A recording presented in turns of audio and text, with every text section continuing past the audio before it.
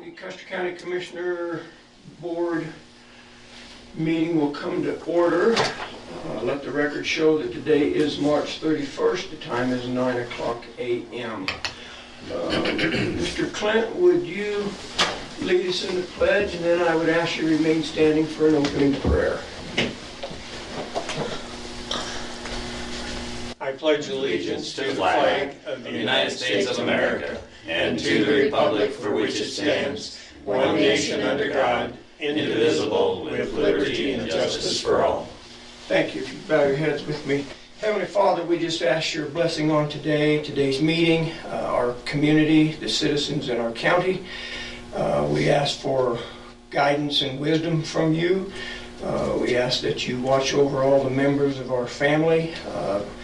We also pray that you will protect and guide all the health workers, doctors, nurses, first responders, law enforcement that are involved in the COVID-19 pandemic. And we just give all of that to you and ask you for a calm spirit in each one of us. And we ask this in your Son, Jesus' name. Amen. Amen. Thank you.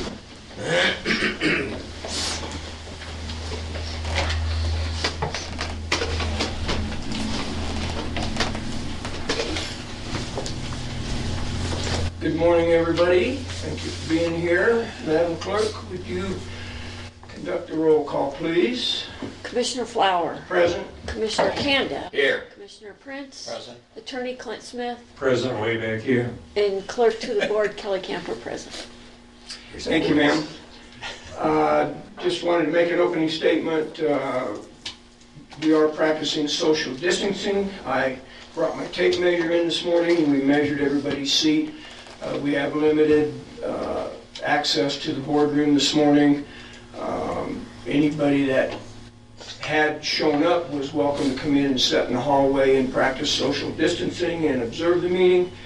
To my knowledge, we have no one currently here. So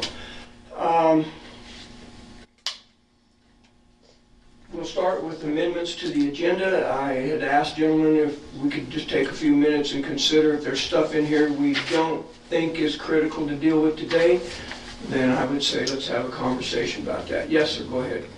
Jay? Mr. Chairman, I'd like to recommend that about two-thirds, a little more than halfway down, consideration of KLRZ. I would like to postpone that indefinitely until such time as they were able to come in here and explain what they'd like to do. Okay, all right. Do we need to do the, So what I would say, do them let's all go together through, we'll do first? them all at once, yeah. So let's have a conversation and we can have a motion so at the end. So KLZR, how about the attainable housing board members? Is that critical? no, I don't think so. No, it's It's not necessary. critical. It wouldn't take long, but It Yeah, doesn't take long, that's a good, that's good. I would say, if it's okay with you, gentlemen, I would say let's just go ahead and do it okay. Oh, I think because it's just a 2-minute vote. Right. Replace Yeah, it one for okay. another. Won't take long at all. Suppose amending the board appointments fits that category too. Yeah, we'd do it all at once, probably. I don't care. I'd just as soon probably postpone the letter to the cities of Whitefield I was and gonna bring Fountain, that up, that's a good one to postpone. I was fine with that. because that's going to probably require significant discussion.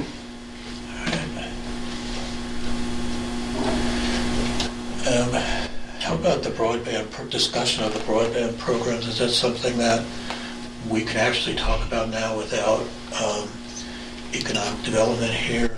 It wasn't involving anybody in particular, it was involving a discussion to have a workshop with everybody, an executive session. Oh, okay. We don't leave it. And, let's see. And I did tell Sean Bahari that's Bahari, B-E-H-A-R-Y, that we would go ahead and ratify his new board member today. It's just a matter of formality. They've already appointed him, so I'd just soon leave that on there. And then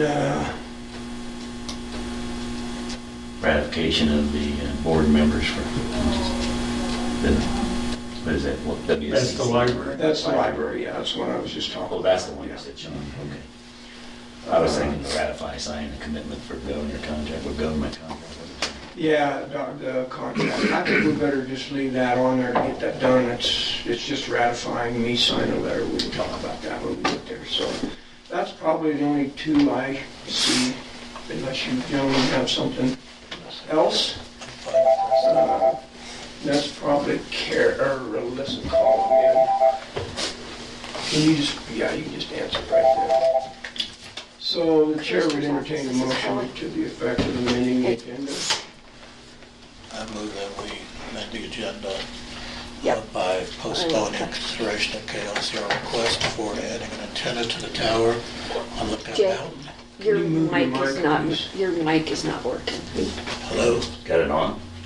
I got the green light. Hello, hello. I'll try this one. No wonder we never hear Clint. That's his mic. Yeah. This one working? There, that's Okay. better. Sorry. Well, Would you restate, sir? I will, sir. Thanks. I move that we amend the agenda by postponing the consideration of the KLZR request for adding an antenna to the TV tower on Lookout Mountain, and to postpone the consideration of a letter to the cities of Whitefield, and Fountain. Is there any others, sir? No, I think that's it. I'll second the motion. Thank you for your language. Postpone indefinitely would render these two items not allowable to ever come back on the agenda, so postponing is just the right wording. Thank you. Yeah.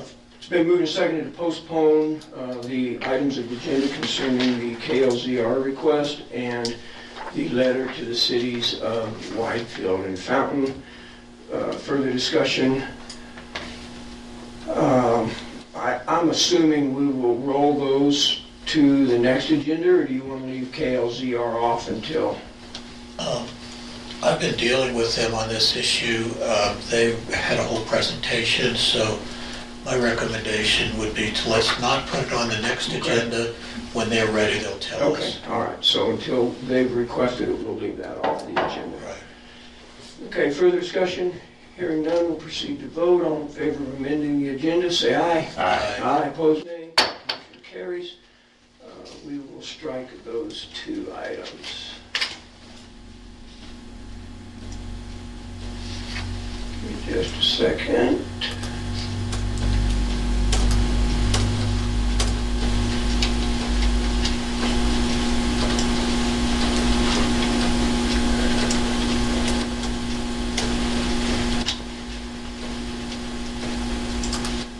Okay, I don't believe we have any minutes to approve.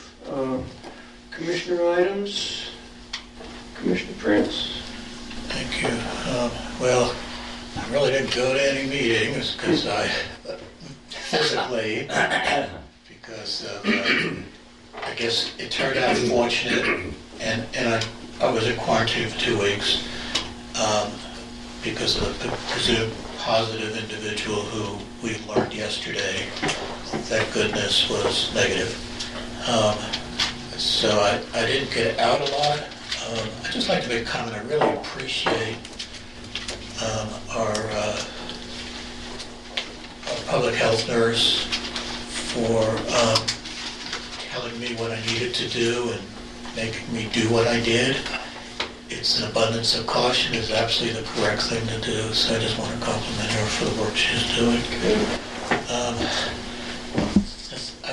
I did a lot of stuff, on phone and stuff. The one thing I do want to bring to your attention, although I mentioned to the group, it's Smythe and Taylor. You may know them, local, fantastic music group, T.C. Smythe and Gary Taylor. They're a singing duo. T.C. came to me with a proposal about a flatbed truck. She and Mr. Taylor being 6 feet apart on this, being pulled by a tractor driven by Candace McDaniel, and they would like to go serenade in front of Valley Assisted, maybe some of the other areas that they felt were appropriate. I went and checked with the towns and made sure there were no violations, and the answer we got was as long as they're not on CDOT right away, the town didn't have a problem. She asked for commissioner approval. I told her I really didn't feel it was a commissioner issue, but I did want to bring it to your attention, so if someone says, what is going on here, you're aware of what's happening. And I do commend them and so many others who have, on social media, would say, if you need something picked up, drugs, down the hill, whatever, this community has really come together, and there has been just a tremendous outpour of community spirit. And I try whenever I see it on social media to commend the people, because, you know, that's my nature, one, and number two, I really feel that way. So I really don't have anything Okay. specific to report. Yeah, I'm not sure that's under the commissioner's purview to be Right. approving that request. I was thinking automatically that's a municipality. That's what I thought. That's why I just wanted to Right. give you an update. Commissioner Kanda? Yeah, we postponed our last meeting, and we had a quick meeting on the 23rd, and that's the last time we got together publicly. So a lot of things have happened. I got a couple things to talk about. I'm not going to waste a lot of time because I didn't get to sit in any meetings either. We did it remotely. But I would like to welcome Robert Hill as the undersheriff for the county, and we'll make that public announcement here now because he was sworn in on that day, on the 23rd. And I haven't got a chance to bump elbows with him yet.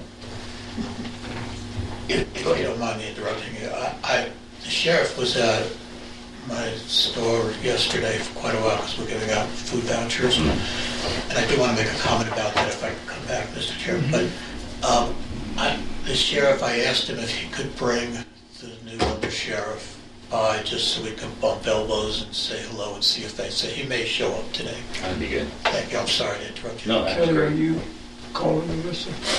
No, I was texting Kara. Oh, okay. When you get a chance, could you call Melissa? Put her on your speakerphone. Oh, yeah. I'm assuming that was her. Sorry, Bill, go ahead. Sorry problem. for the interruption. Then we had a major meeting on the phone with all the southern counties and Action 22. It was a good meeting. I learned a lot. It was interesting to know that all the counties are in the same bucket we are, and we're all doing the same thing. Some of them have a jump on the gun, but I think there's a little more pressure at the state level than we're putting on. For example, Fremont County is doing testing by appointment as long as you've got a doctor's direction. It can be anybody, it doesn't have to be Fremont County citizens. So if we see the need to send somebody down there, we can do that. And we need to keep the heat on getting our test kits. And then the good news too, I saw this morning, was these 5-minute tests are going to be available, and they're putting them out at 100,000 units per day, something big number. So we just got to make sure we lobby and help Alyssa lobby for those tests to get them into the county.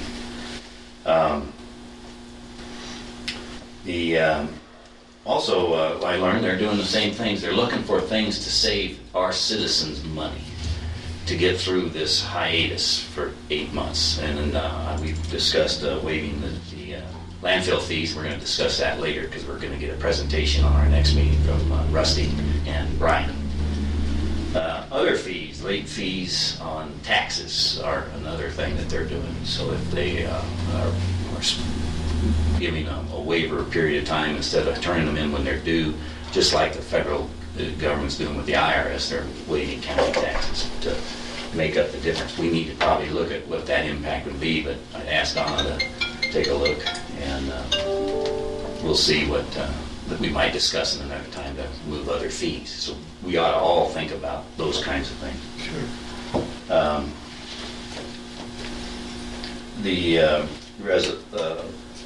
resolutions, they're doing the same kind of things to give more breaks to the citizens. So now let's see.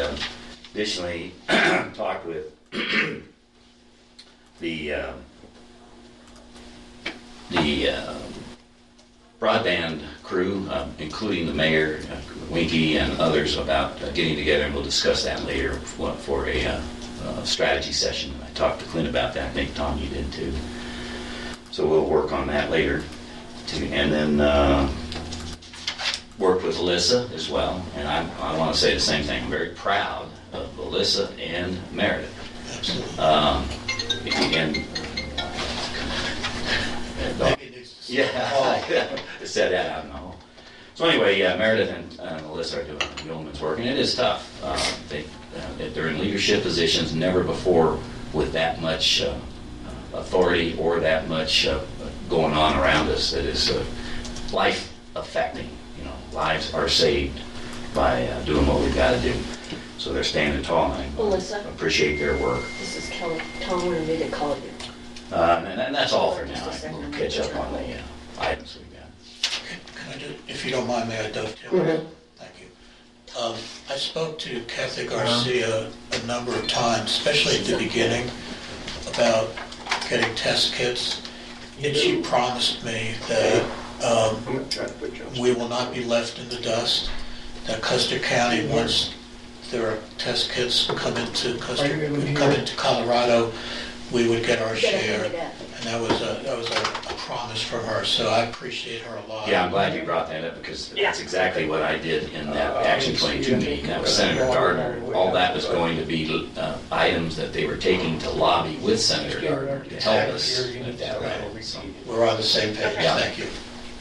so that was a big plus. Alyssa Lyman is on the phone. Hello, Alyssa. Hi, guys. I hope you heard the nice words that we have for you. Probably Okay. didn't hear that. Sorry. Can you hear us, Alyssa? I can hear you. I can't hear Jay very well. Okay. That's okay, nobody ever does. We'll work on speaking into the microphones. Kara, can you hear all right? Yes, I can hear y'all. Okay, thank you. Yeah, we'll just make a concerted effort to speak into the mics and hopefully that'll help. I'll do my best. So we're in the process of giving the commissioner updates.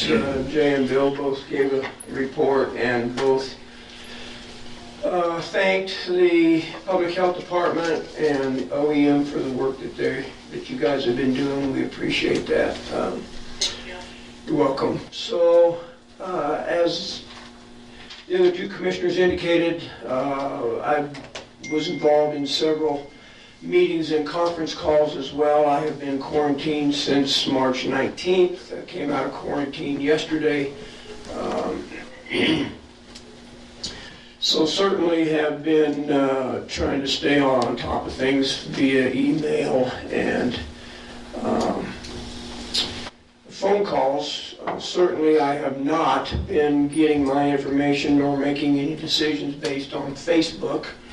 I yesterday visited the Public Health Department and the EOC and had a conversation about not using Facebook to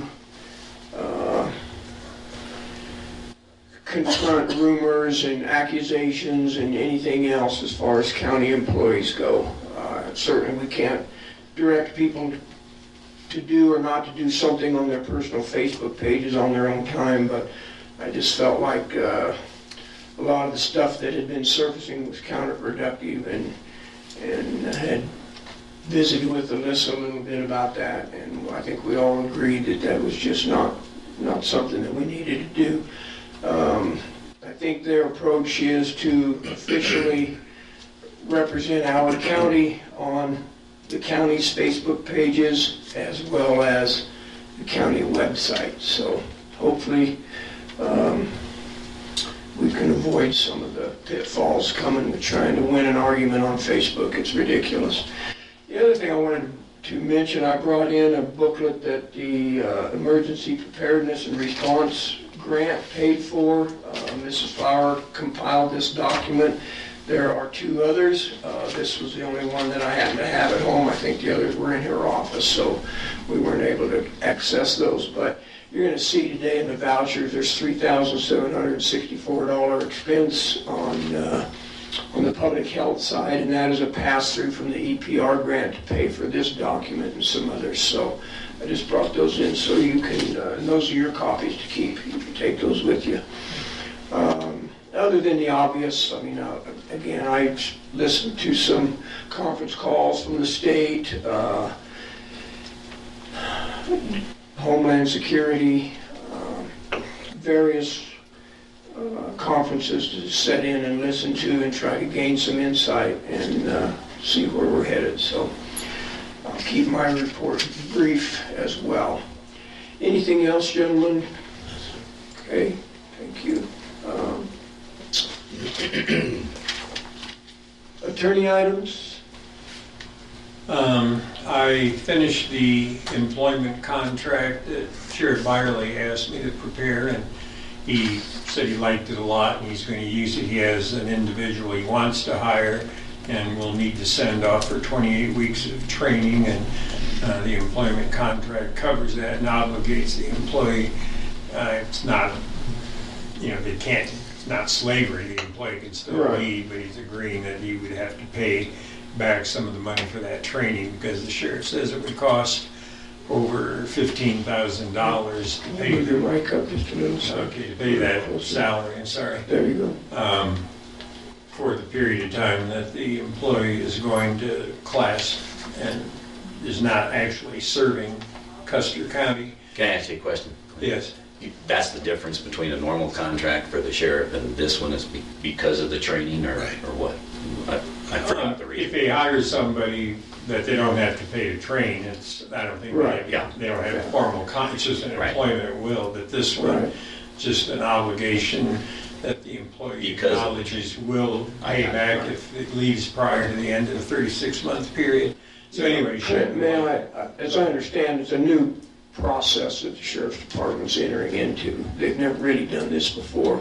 I think it's in response of continually hiring people, sending them off to training, and then they leave to go along the front range or whatever. So he's really trying to make a concerted effort to basically home grow some employees and keep them here. And That's a great idea, and the military's been doing that for a long time. They'll train somebody, get 6, and then get a 6-year commitment out of them because you don't want to lose them Right. after all that work. but Shannon really liked it, and because we can compete with the salaries elsewhere in the state, and this should just be a training ground for them, and then they move on to a better paying job. I prepared, at Alyssa's request, I prepared a memorandum of understanding for her. It has nothing to do with what's going on right now, but there's a resident of Custer County who has offered to donate a 2004 Chevrolet Trailblazer to the Public Health Agency, and I prepared an MOU between the county and this individual, and I don't think Liz has had time to talk to her yet, but the only thing that we really needed was to plug in a value for the vehicle for tax purposes. So Alyssa has that, and when she has time, I'm sure she'll get back to us on it. I've talked to Alyssa and Meredith both on the phone for various legal issues that have come up during this current coronavirus issue. And I prepared a proposed memorandum of understanding between Custer County and the Custer County Economic Development Corporation, which you all have now, and I made some revisions yesterday at Bill's recommendation. So and I'm not sure if we're going to be discussing that today or not. It's on the Yes, agenda. we are. The lawsuit I filed against an individual who had signed a promissory note with planning and zoning for $1,787.20. The case came up last week. He didn't file an answer or otherwise respond, so there's a default judgment entered now. Next step will be to get a certified copy of that from Kay's office and record that, and that becomes a lien on the property, and then I'll communicate with this individual again and explain what is going to happen next if he doesn't come up with the money. I hate to lean on somebody too hard right now. I don't have any idea what his economic situation is, but he had a long time to get this taken care of and never did. And let's see. I think that's all I have to report then. okay, thank you, sir. You had sparked something that I needed to remember to do. I'm texting Donna right now. Linder Chevrolet called and said that they needed an insurance certificate for the DHS vehicle, so I'm asking her if she will follow up on that.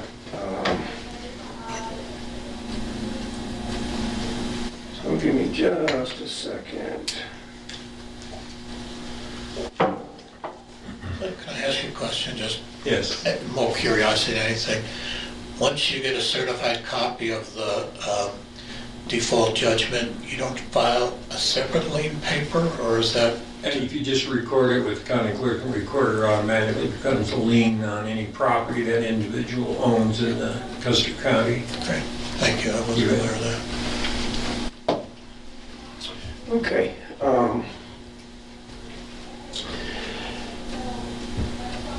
So we'll move on. I don't have a record of any unfinished business, gentlemen. No. Okay, we'll move on into new business. Consideration of approving the vouchers and signing the checks. You want to discuss it first? I'm assuming, well, let's have a motion and we'll I have a move we discussion. accept the vouchers and sign checks. I'll second. It's been moved and seconded to approve the vouchers for the month of March and sign the checks accordingly. Discussion? I have an item, sir. Okay, go ahead. Thank you. I believe it's on page 24. It's the $7,000 Okay, for, can you give us just a second to pull that up? I'm sorry, Okay, that's fine. I'm scrambling here. actually it says, not sure what page. What email was it, what date? I looked at The it. vouchers. Yeah.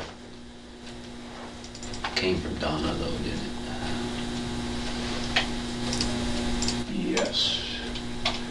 And I don't know if my page 24 you said. Yes, there's a capital outlay for broadband infrastructure plan. Corville Group 7,000. I believe it was 24. I may be wrong. It is page 23 on my document, but nonetheless, I see what you're talking about. Top capital improvement. Yes, sir. Yes, sir. We have 3 items in there. Thanks for bringing that up. Yeah, the Carmel Group, that's our second $7,000 payment, I believe. It is, and I had the same question from Paul Inky, discussed it with him. They met their milestone for that payment.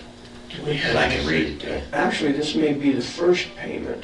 Well, we gave We the made initial, Did we do the initial one? we Okay. got them Yeah. started. So I have the contract if you want me to read it. The question that I have on this, my understanding was by the time we made this payment, we would have USDA approval, and I spoke to, this all came from Paul McGee and his group, brought it to my attention, excuse me. Sorry, I'm fine, thought I was gonna sneeze.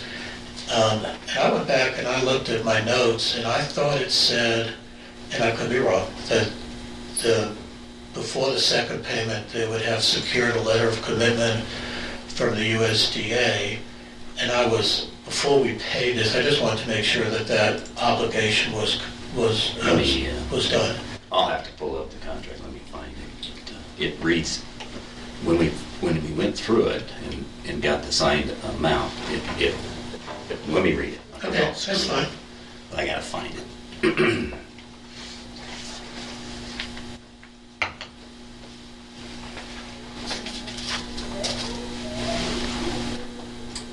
Yeah, I'm looking at the MOU with them, but I'm not sure that's what you're referring to, Bill.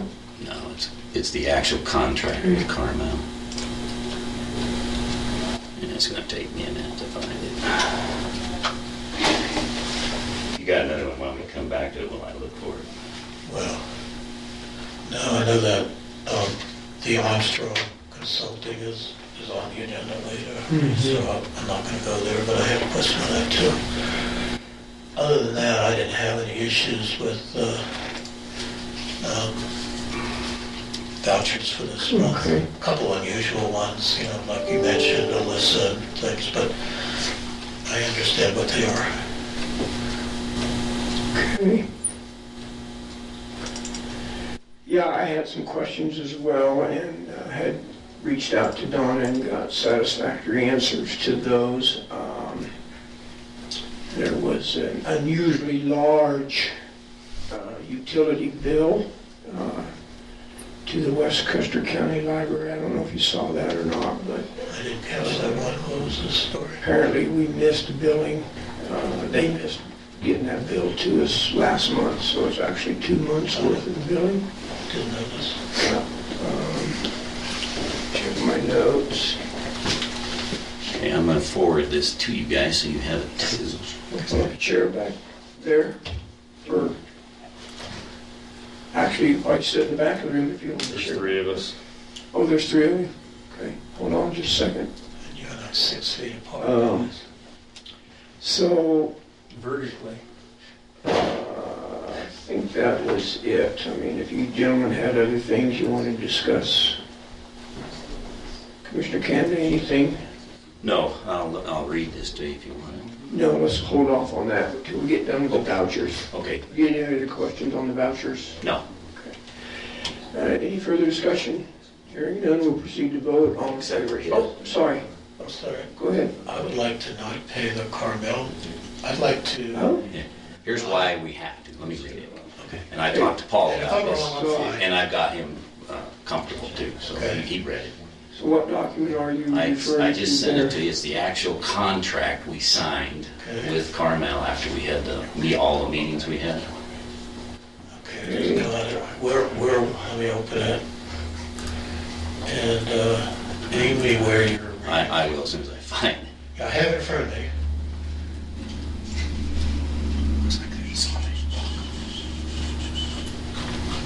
You've already received Bill's email? Yes, sir. Oh, wow. Okay. I'm Yeah, closer than you were. I guess so. Okay, paragraph 3, Yep. and it talks about the owner and manager, that's us and them. Right. Will agreed on payments of $21,000 each, till it totals up, there's 3 payments. One-time management consulting retainer, $21,000 to commence efforts, that's our first payment. Owner and manager agreed to, on the approval date of this agreement, to serve as notice proceed.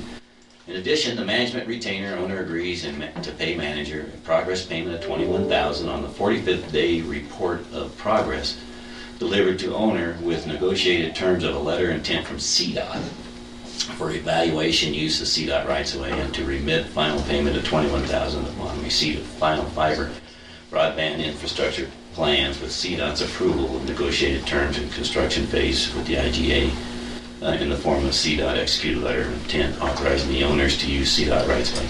So what they had to have the letter of intent to use the CDOT rights of way to use to discuss with not only USDA but there's many other grant sources that are going on with that monetary amount. And so that way we're not single-stringed to a USDA disapproval.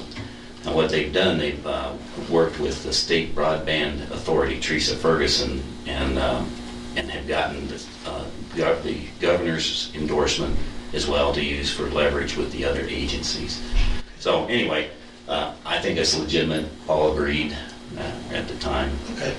And so that was a good question, and I worked at I appreciate Yeah, you looking link with into it. because I didn't have the meetings we had, we discussed different ways to do that. Right. And based on your recommendation to get the right of way first. If we don't get it, there's no sense proceeding.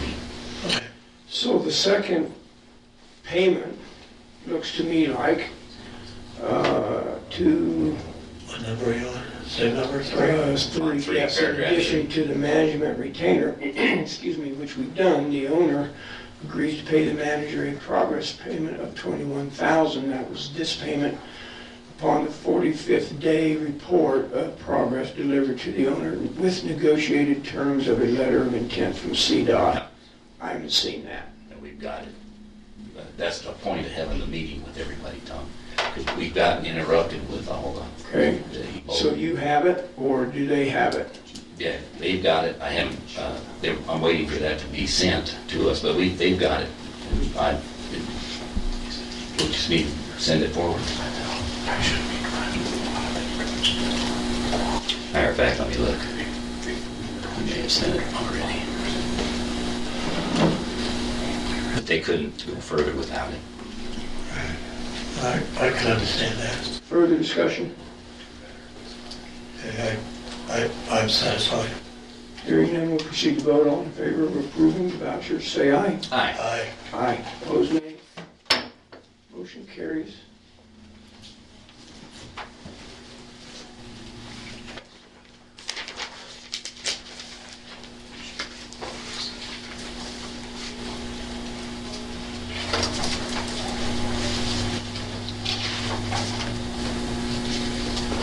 Oh, and by the way, they did extend the deadlines in all of them. Yeah, I knew that. Because of the kabuki dance. Yeah, So all the grants we got plenty of time to operate now. I understand. They were under the gun, Who's they? Carmel. Okay. Sheriff Riley, would you like to come in and distance yourself towards the rear of the room? I was gonna step back. Oh, okay. Thank you, dear. Well, I was just gonna introduce the undersheriff. Okay, Sheriff yeah. Bill. Jay had asked me yesterday if I could just stop in and And I appreciate you doing Yeah, that. perfect, thank you. wherever come on. Come on in and So- bump an elbow. So Bill Kanda, Tom Good morning, Flower, sir. How are Jay you? Francis is Good morning, Robert. welcome. Very glad to Kelly be here. Camper is the clerk, Okay. and Clint Smith is the county Welcome attorney. aboard. How are you doing? Thank you. Congratulations. We didn't want to Glad to have interrupt, you. just appreciate Glad it. to have you. Just wanted to- Congratulations. How are Thanks, you, sir. sir? 3 days in the wake up. Here. Everybody's out of Quarantine? Quarantine for the Yeah, time being. Yeah, yeah. As of yesterday, but tomorrow's another day. till the next Till the exposure. yeah, till the Right, next so, time. well, Next alleged welcome aboard, explosion. sir, nice to Thank have you. you. Thanks for coming over this morning, too, appreciate Really it. appreciate it. Sure. Nice to Thank meet you. you. Thanks for coming. Sheriff, Once we can intermingle there, we'll. Yeah, thanks, Sheriff, we appreciate gave you out coming over in. $10,000 worth of vouchers yesterday. That's awesome. Great. That's good to hear. Thank you very Thanks much. for doing that. Thank you for helping. Sure. Chris, good to see you, my friend, take care. He's a has-been. That was a joke. I think this undersheriff is somebody I could see eye to eye with. That's right. Talking to Shannon about it. Okay.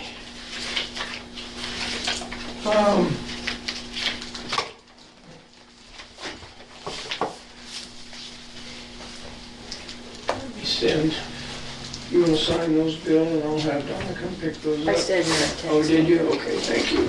Counting on the spot. I'm on top of it. Next item of business, ratification and signing the disaster emergency declaration. I've got a copy of it here that Commissioner Candace signed. And so, I'm not sure why. Well, I do know why. Originally, I'll pass this over to you, there was to be the principal executive of the BOCC to sign it, but because we were quarantined, they put a signature line on for Bill. So she asked for us to ratify that, and then I would sign it as the principal executive officer. Alyssa, do you have any comments about that? No, this is the original declaration that's gonna help us get, some of the FEMA funding, so, we have a few things back with that, but that was the original one we need to have ratified. Correct. And then where do we, well, let's deal with this, then I have a question for you. I would move that we ratify the action of Commissioner Candace signing this, and then also for me to sign it as well. I'll second. Then moving to second to ratify the action of Commissioner Candace signing the disaster emergency deck. Further discussion? Hearing none, we'll proceed to vote. All in favor, say aye. Aye. Aye. Opposed, nay. Motion carries.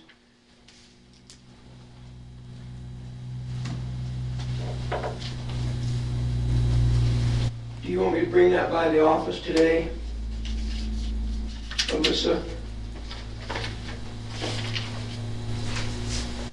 You know what, you can just give it to Kelly, because I think it needs to be recorded. Okay.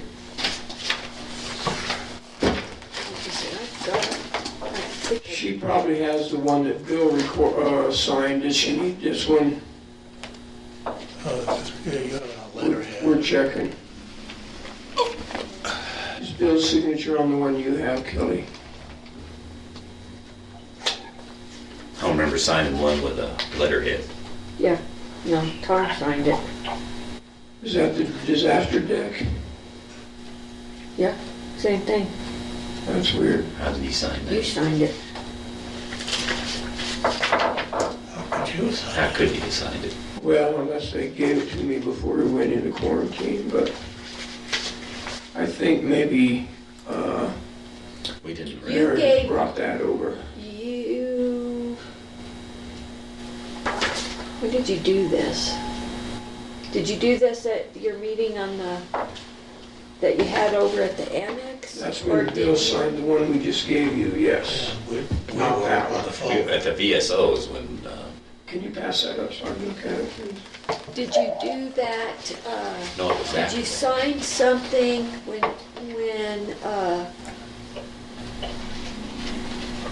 before we went into quarantine? That was my recollection that you had signed Yeah, it Yeah, must have I- been on prior this. Same prior to thing. the Wetmore meeting, the scheduled Wetmore meeting.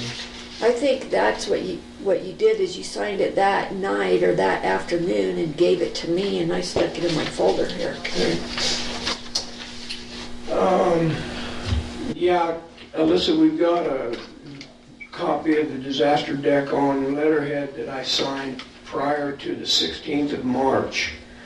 I think that at the meeting over at the annex is when you were ratifying it. Or should have been. What's the No, process? that's when we voted to have Bill sign it. Yeah, because the first one we didn't get signed within a week, so we had to redo it. Okay, so I'm gonna guess this is the one that needs to go in the round file, because it wasn't Okay. ratified. When do you have to send it forward, Alyssa, to get the money? Now, right? Or was it sent before in order to make the deadline? No, it's just it's just all a part of the process. So I'm not sure exactly what that looks like as far as, like, if we have to send it, do we have to send it to somebody? Hey guys, it's Meredith. Hello, go ahead. So what will happen is, after this is ratified, I just need a copy of it, and then I can send it up to the state, and then they just need documentation of it. Yeah, there's no way they'll pay us unless we pay them. So I'll just email you a copy, Meredith? Yeah, that's perfect. So we have two copies, actually, the one we just ratified that had Bill's signature on it, and I signed it. And then we have one that I signed early before we went into quarantine. Right, so that first one that has the letterhead does not count anymore because Okay. it wasn't ratified within 7 days. Right, okay, that was, So the one without letterhead is the one that we're going to next. Does that make sense? yes, yeah. Does it need to be on letterhead, or are we okay? I don't think so. Okay. As long as there's enough showing that it's Custer County response. All right. We'll have a copy of it. If we have to put it on letterhead, we can adjust that. Okay. All right, thank you, appreciate that. Okay, I had just stuck on here consideration of the governor's stay-at-home order, just so we could have a discussion about that. If we needed to today, this was obviously 5 or 6 days ago when this agenda was written, so if we have something we want to discuss, I think now would be an appropriate time. I guess we would maybe start, if that's all right, gentlemen, I'll ask Alyssa for comments about kind of where that's at as of today.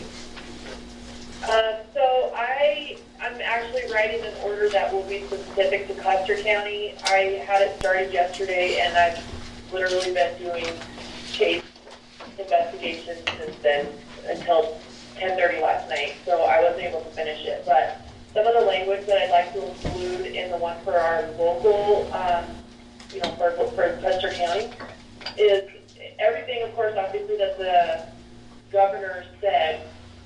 We can make it as a county stronger, but not less strong. So a couple of things I'd like to add to it is do curbside only for restaurants. That would hopefully negate some of the issues that we're having with people waiting in the restaurant to get their orders. So it would be no more pickup inside, it would be only curbside delivery. Okay? And then a couple other things that I am looking at is just reiterating the social distancing, that there can be no less than 6 feet in between each other, in between people in stores.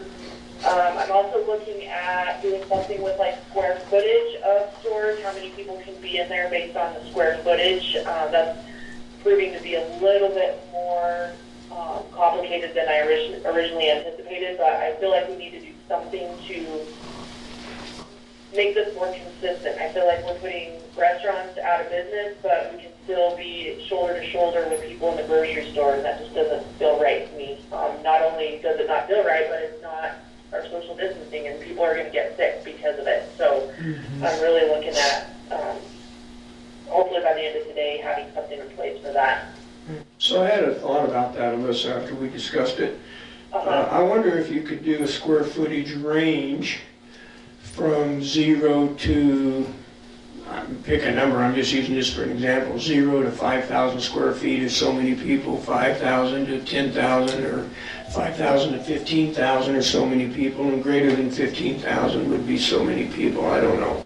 Yeah, I think that's probably the direction I'm looking at right now, just because, I mean, it needs to be fair, but at the same time, you know, Ace Hardware can fit a heck of a lot more people than Dollar General or the Family Dollar. So, Right, yeah. And maintain a 6-foot distance. So today I'm planning on doing that research and figuring out the square footages of the stores and trying to figure out the most fair way to implement something that can just reiterate that we have to have people staying apart from each other. Alyssa, Yeah. when you do that, you'll have to subtract the square footage that the shelves take up, or it'll get too many people in there. Right. So, or the booth, whatever, you know, they got in the way. Yeah, it would be retail space, I Right. think, based on our conversation yesterday, yeah. Yeah. Yeah, a grocery store, of course, has probably 2,000 square feet in the back that is refrigeration and storage space, so, Ace Hardware's got a bunch of shelves and big aisles. right.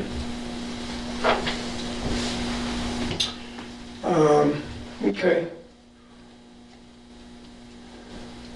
So I'll bring that down the pipe when I have it finished up, and I mean, this will be the 4th order for public health so far.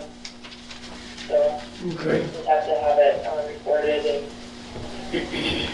and then implementing and enforcing is a whole other issue. So that's the other thing I have to be careful about when I'm writing these orders, because it's really easy to sit here and write an order, but then you have to think about all the fallout that comes from it and how are we even going to enforce it, et cetera, so. Right, yeah. Was that order it coincided or coincidental with the federal order? Is it good through 30 April? What's the deadline on that? Should be the same. Yeah, I mean, it can be whatever we make it, but that's my intention, is to make it through the 30th of April. Right. Okay.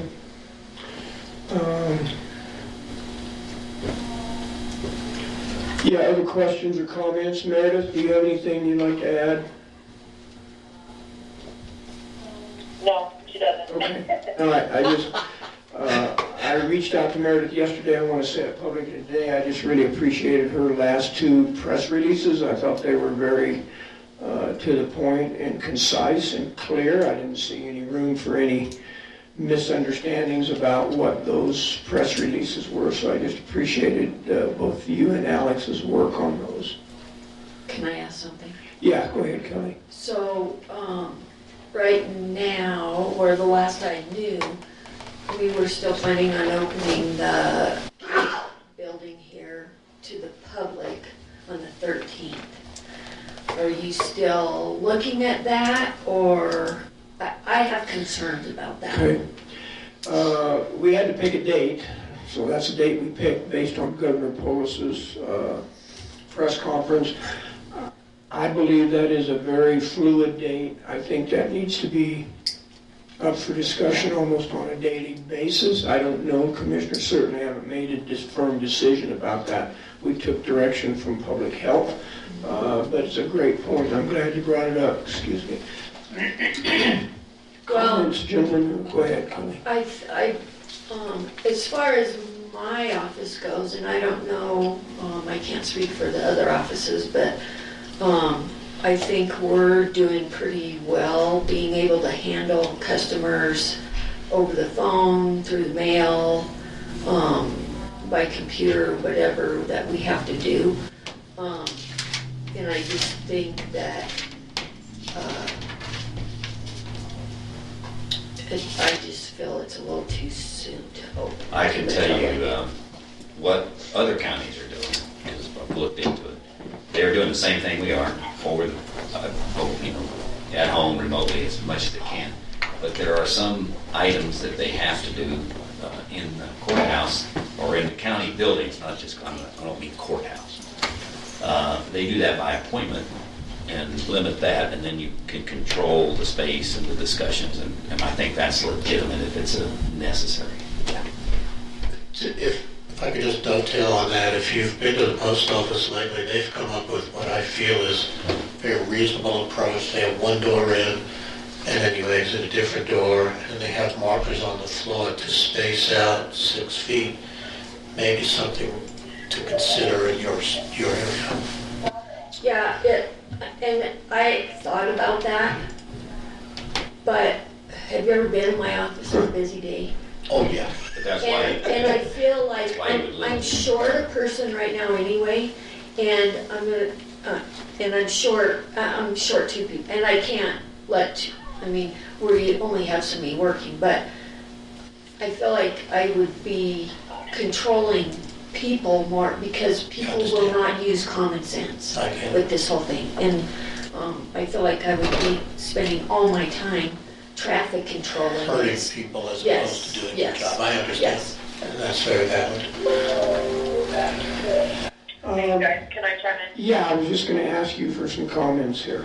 I would feel perfectly good and probably better about keeping the courthouse closed at least through April 30th, with the same rules of essential staff that we're doing right now. Okay, that was what I was gonna ask you, if you had a recommendation. I agree, and I think it would be appropriate for the commissioners to deal with this via a motion today. Mr. Chairman, before we make a motion, I feel comfortable advocating my power as commissioner in this particular area to our public health nurse and director of emergency management. And I would feel very comfortable empowering them to make that decision on a day-to-day basis. And what I mean by that is if April 30th needs to be extended and we don't have a BOCC meeting to vote on it, that we authorize public health nurse and director of emergency management to make that decision on our behalf, and then we can ratify it at some time later. I don't. That's putting a lot of burden on their back that they already have. I think still, and I've gotten a lot of comments from people doing business. We're putting restaurants out of business. It's hard enough, but there's other businesses that need some county and work done. And I'm not talking 10 people come in at once. It's not an open business. They can be one guy, one thing. For example, our real estate guys, Yeah. all over me. I've gotten that also, a lot of that. There's more than just one, too. And so that's legitimate. I don't think they can wait in some cases because of the way that the financial world is turning right now. They're opening up loans to deferring payments, trying to make it so that people can have houses, buy houses still. So we got to be careful. We're balancing walking a tightrope, and I don't think it's if you do an appointment only, you can control one a day, two a day, whoever happens to be here to come in at a certain time. I think it's legitimate, but that would be up to you to work out, in my view. And I like the idea. I mean, it coincides with the president's order too, the 30th of April. Let's see what all happens, but I think we can get by until then. Kelly, it's. Yeah, some of the things that we are doing right now, we're doing by appointment. Right. Like with the realtors and stuff, we're doing all their recordings and all Right. all the loans and all the. So That's why it's important publicly that people know that. If we hear we're shutting down the courthouse till the 30th, everybody thinks the sky is falling. But it is open for business under these conditions. And then That's, make sure. Yeah, Alyssa, do you have a comment on that? I agree with Bill a little bit. I think that, we need to make sure that people know that they can do their essential business, but I think that Kelly's expressed that we can do that without opening to the public. Right. so if I could bring it back to where the conversation really started, my thought was, and Bill, I just really appreciate what you're saying, because I agree with you. I've had a lot of those phone calls too. In fact, in my briefcase, I've got several things that need to get filed. I've just been waiting and telling people, I'm sorry, we're all in this together. I don't think we need to make a special, I don't think we need to do something specifically special just for one group because they're loud and boisterous. Hang on. However, I think your point's really well taken. If they know that things can get done, but they have a procedure they need to follow, I'm fine with that. And the procedure can be set by Kelly. But let me go back to what I originally said, as opposed to opening and closing dates of the courthouse to the public where they just walk in the front door. I'm going to do whatever our emergency folks say, our public health nurse and the EOM. So I am not qualified to make these decisions. So because we may not have an opportunity to meet when they need to make a decision, I'm still in favor of empowering them to make that decision for us to ratify at a later date. Well, by statute, obviously, public health has the authority to take control over any buildings or any people of the state within her jurisdiction. So if it really came down to it, she's going to tell us what we're going to do anyway. But opening and closing the courthouse is one that I would like them to tell me. I don't want to tell them. And Alyssa, I understood you to say that you thought it would be prudent for us to close the courthouse to the public until April the 30th. Yes.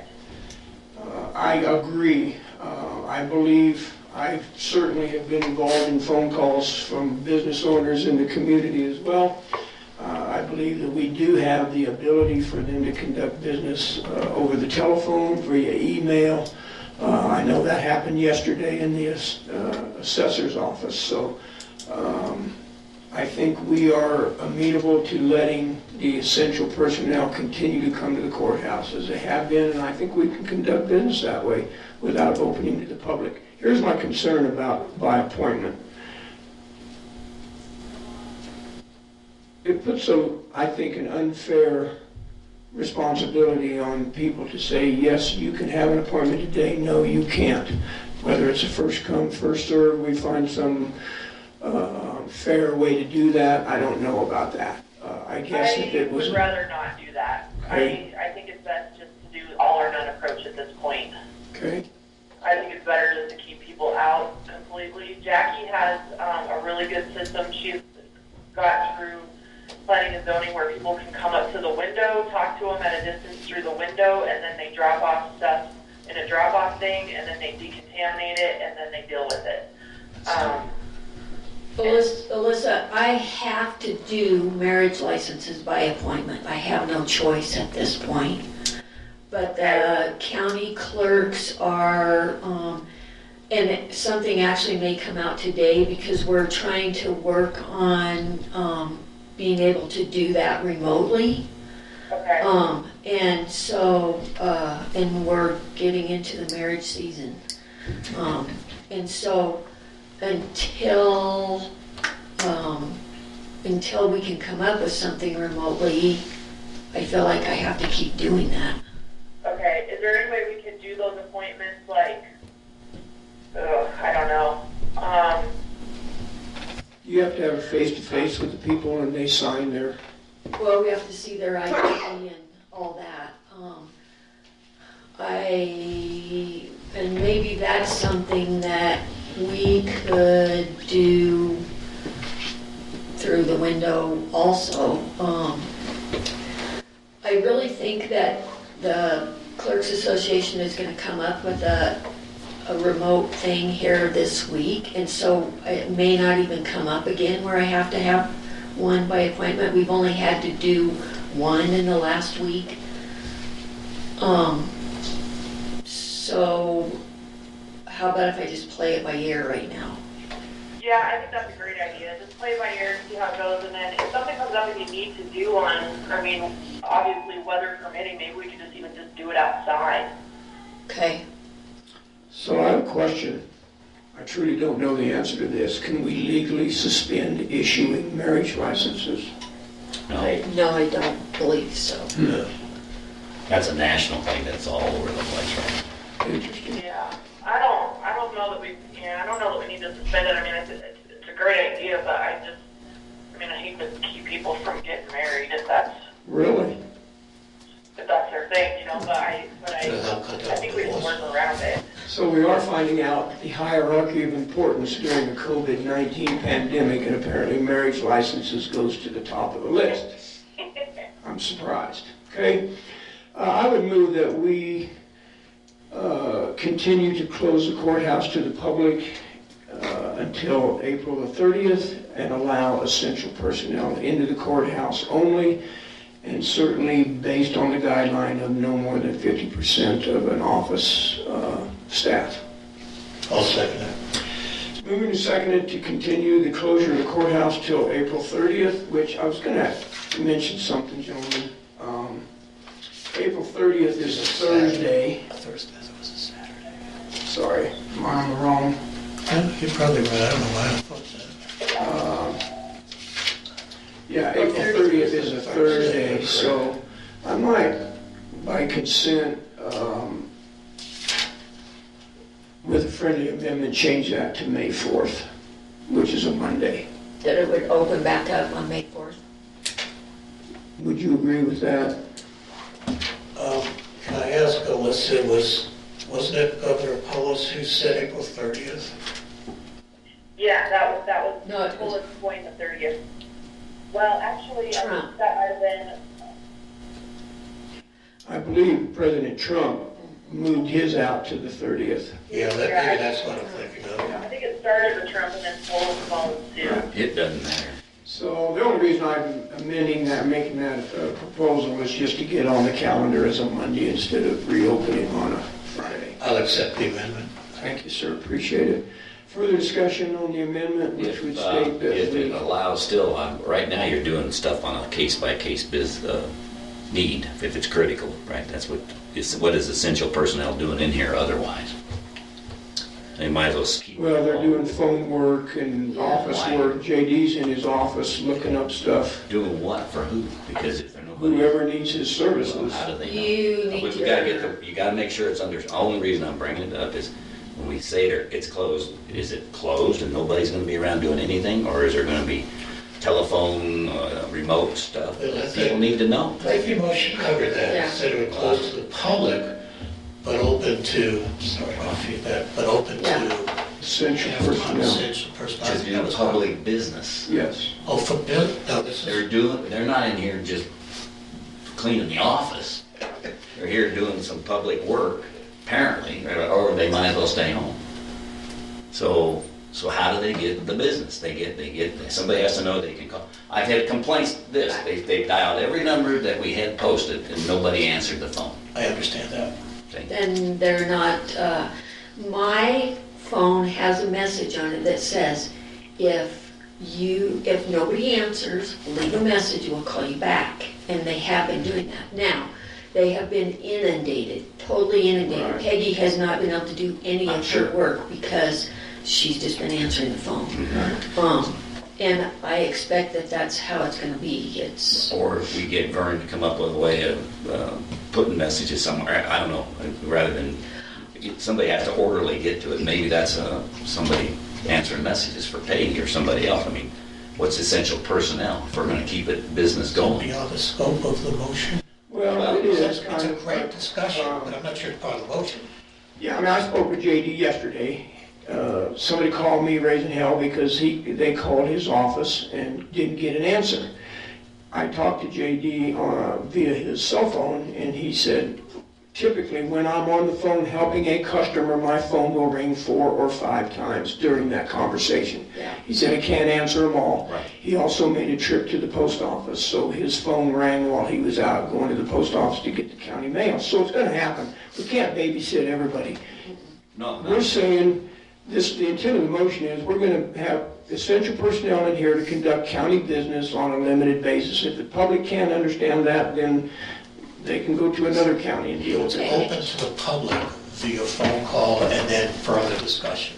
And I think what we need to do is put a press release out there saying, this is, you just need to call each individual office and this is what we're doing. And that's my point. It is relevant to this motion to either let the public do limited business or not at all. And as long as there's a process and we know that they're gonna handle it by a public announcement, press release, and maybe we do set up a special where all the phones are dumped into one bank so people can do their business, and somebody else is answering the message, taking the message, writing the numbers down and getting it to the right office, helping answer the phone.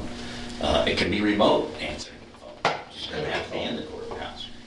Well, I think County it's building. really well taken. People need to know that we're continuing business. It's just going to be not as easy as that That's has right. been. But let me just suggest this. We're very close. I think it may even be next on the agenda to talk about the public information officer and enhancing IT. Yes. Maybe we could work out a system where it funnels to one person who then distributes it. I don't know, just So a that could be thought. something that whoever in the building here, somebody take the lead on working with Vern to figure out how it might be a more streamlined way to not interrupt people doing their job, like Peggy, Okay. and have the phones dumped into a bank that somebody will get an answer, Good. listen to it. I have a question for you, both commissioners. Did you guys read Meredith's second press release yesterday? Yes. I did. Okay? Then obviously you know that she put out to the community every phone number Right. with the office that they can Correct. call. Right. Right. Now, we need to get that in the press. That's the problem. That went to, correct me if I'm wrong, Public Health and OEM. I believe your byline said it went to the county website and to all the newspapers and to Facebook, county Facebook pages. Is that correct? Yeah, that's right. They went to all media, even the radio. Thank you. Further discussion? Hearing none, we'll proceed to vote. All in favor of closing the courthouse to the public until April 30th, with the exception of essential personnel, no more than 50% to conduct county business via phone or otherwise, say aye. Aye. Aye. Opposed, nay. Motion carries. Courthouse will remain closed to the public until April the 30th. April 30th or May 4th? Oh, I'm sorry, May 4th was, you had agreed to that friendly amendment. Thank you, Kelly. Yeah, till May 4th, Monday, May 4th. So Kelly, I'd appreciate if you would work with Vern and see what the limited staff can do about being more efficient answering the phone. Maybe there's a process we can get. Otherwise, let's not do it at all. Well, we're going to do trying it. to, We just voted to do it. No, I'm not saying that. We're- I'm just saying that I'll come back at the next meeting. Business. Right. That's all I'm with you. And we kind of have to answer the phone ourselves because that's the business that we're Right. I doing. get that. I get And I feel that it's important for, at least in my office, to keep that business going because it's keeping that money coming in that's gonna go out to the schools and the fire department and that. Exactly. all the communities and us. Okay. Okay, we'll move on. Next item of business. Kara, can you hear okay? Yes, I can. Okay, thank you. Consideration of moving IT GIS assistant to full-time.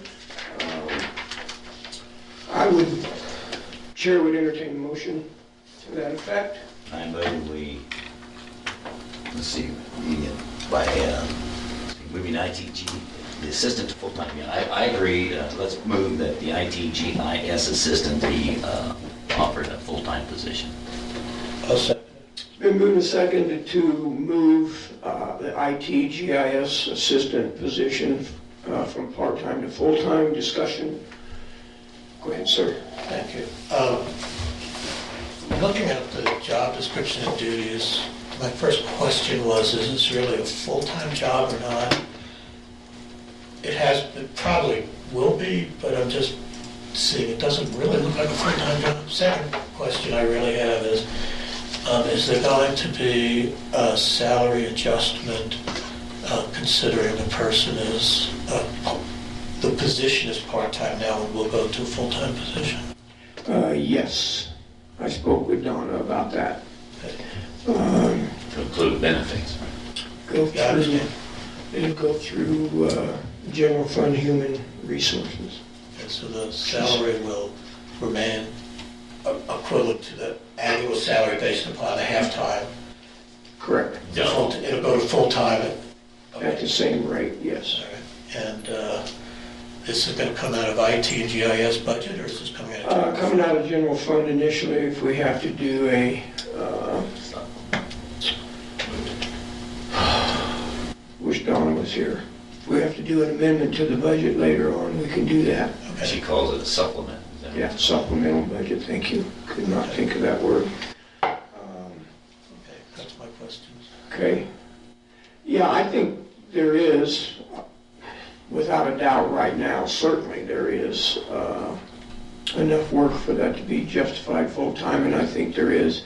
This whole proposition came on before the COVID-19 really hit us.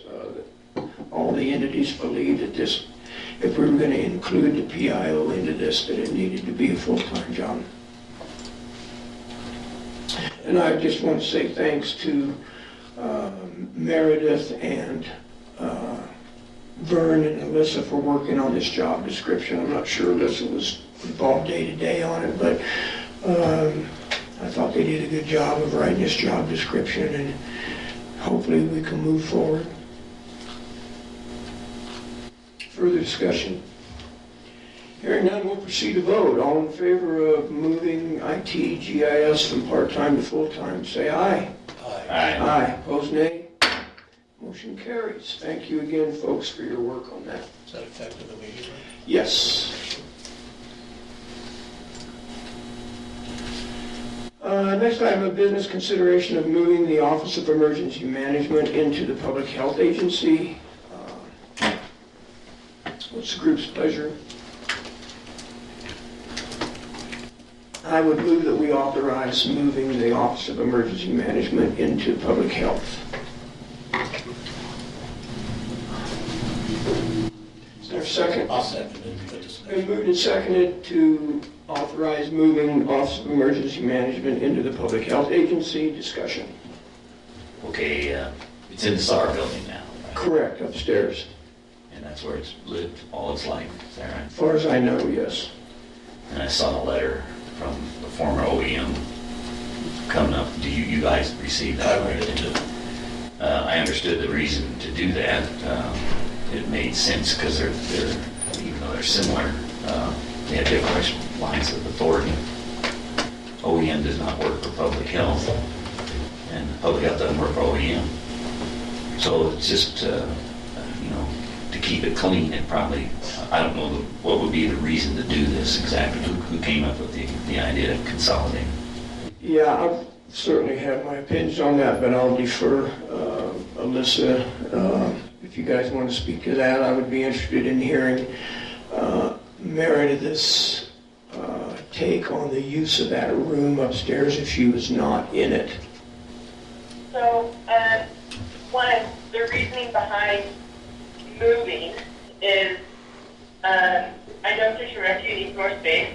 They're always cramped in their office during a mission, and so it makes more sense for them to have the building. In the past, it has been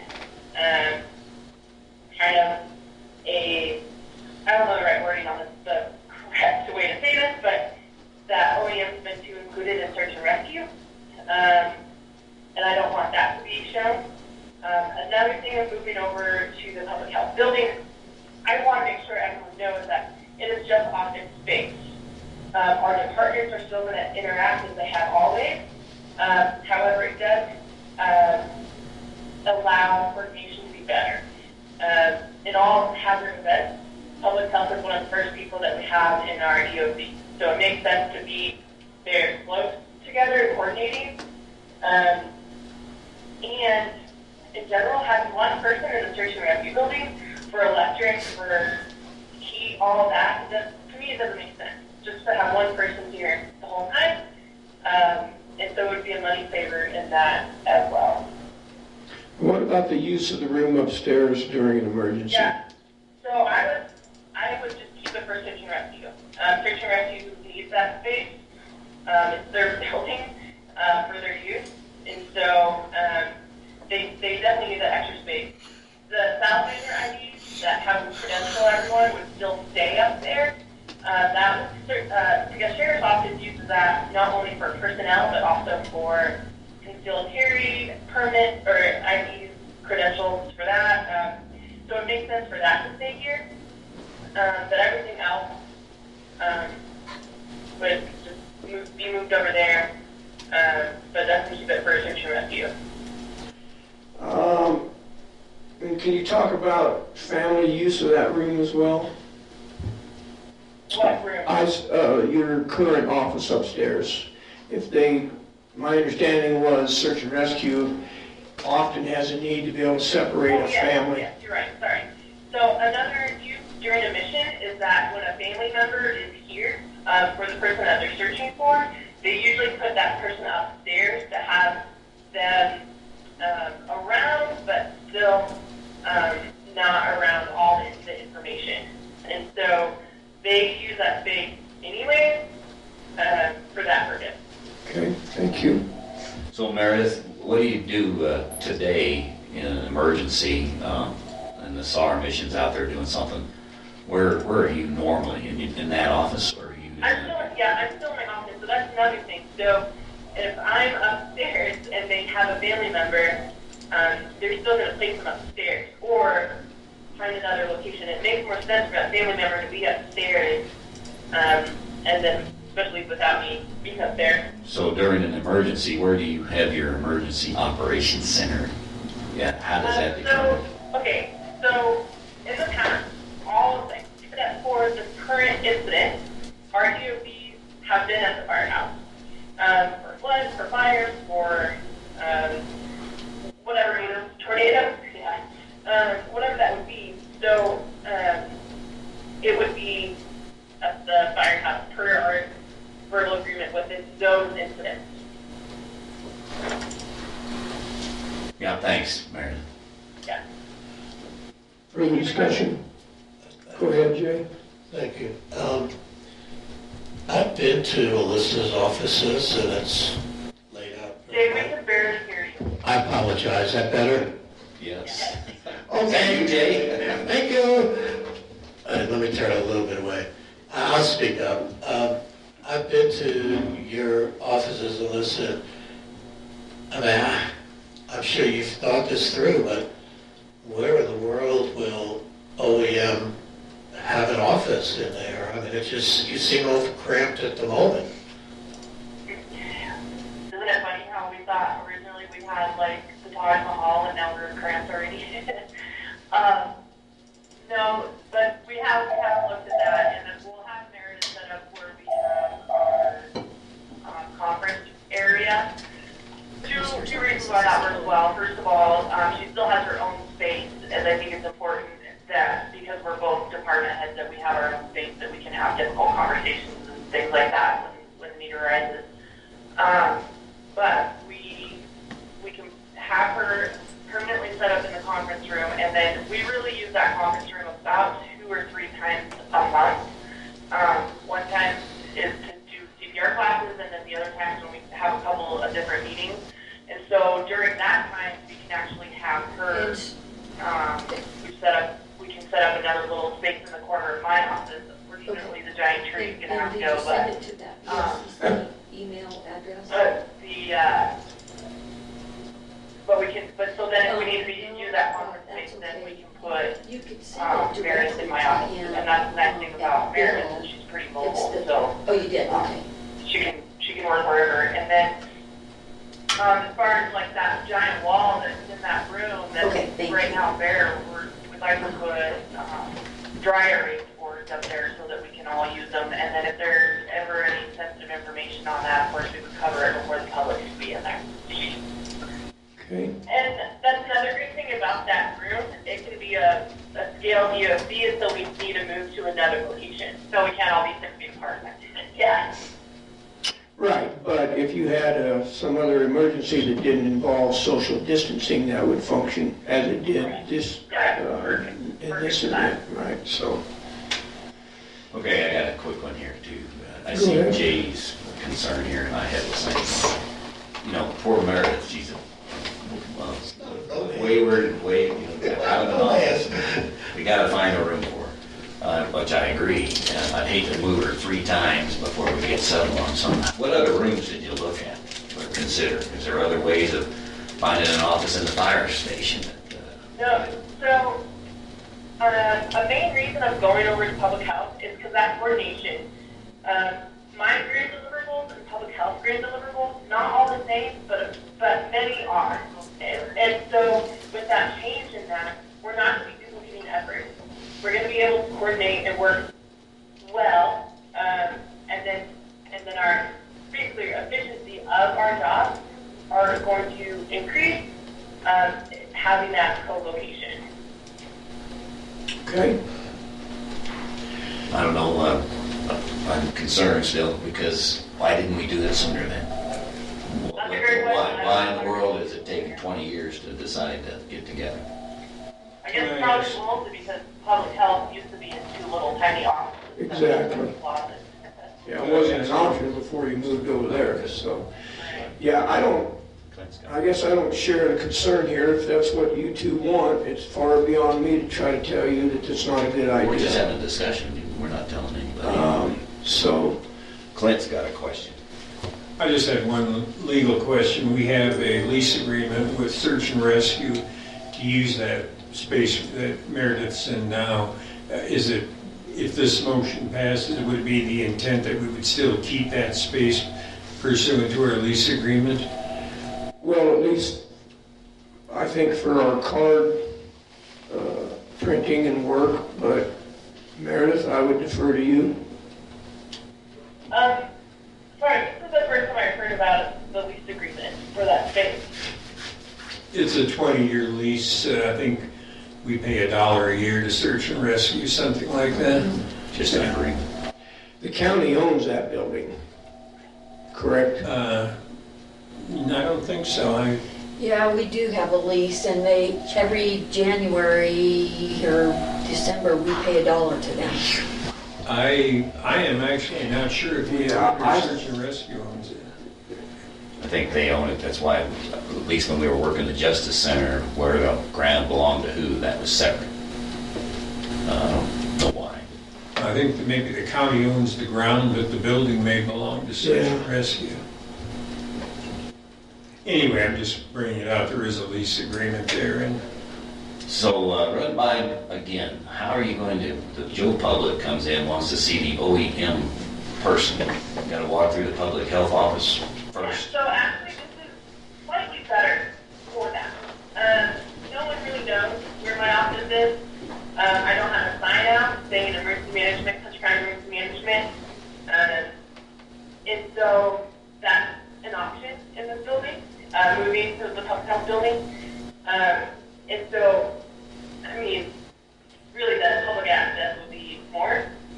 It's a lot better in the public health building rather than the search and rescue building.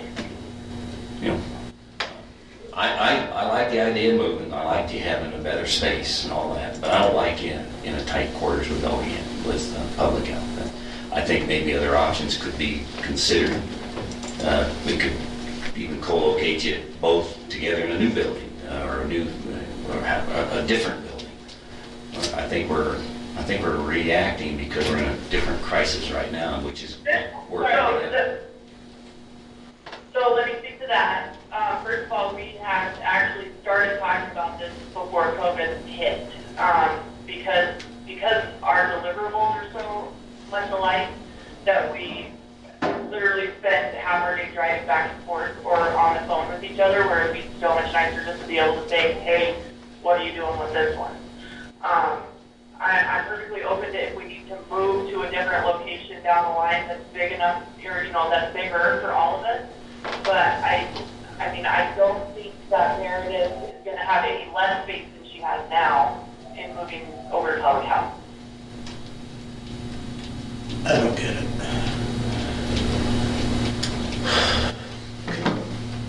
Go ahead, sir. Thank you, Mr. Chairman. While this conversation's going on, I got a couple of little text messages on my Dick Tracy phone. It's amazing. We can't hear you again. I apologize. I was saying, during the discussion this morning, I got a few messages sent to me about at least one person who really would be advocating that this person would like to speak to this issue during public comment. And I think that's appropriate if we have a constituent that feels that public comment is needed. I would like not to do this behind the public's back, so at a minimum, I would like to postpone this. If you feel so, a motion would be in order. Is there not one on the floor? There is a motion to postpone.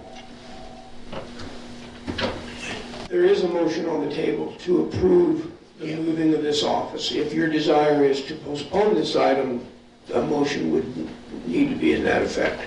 Okay. I'll move we postpone it. I'll second it. Would the maker of the motion care to set a time frame on the postponement? We need time to get the public in here. That's going to be hard in this next two meetings. Why is it up to the public?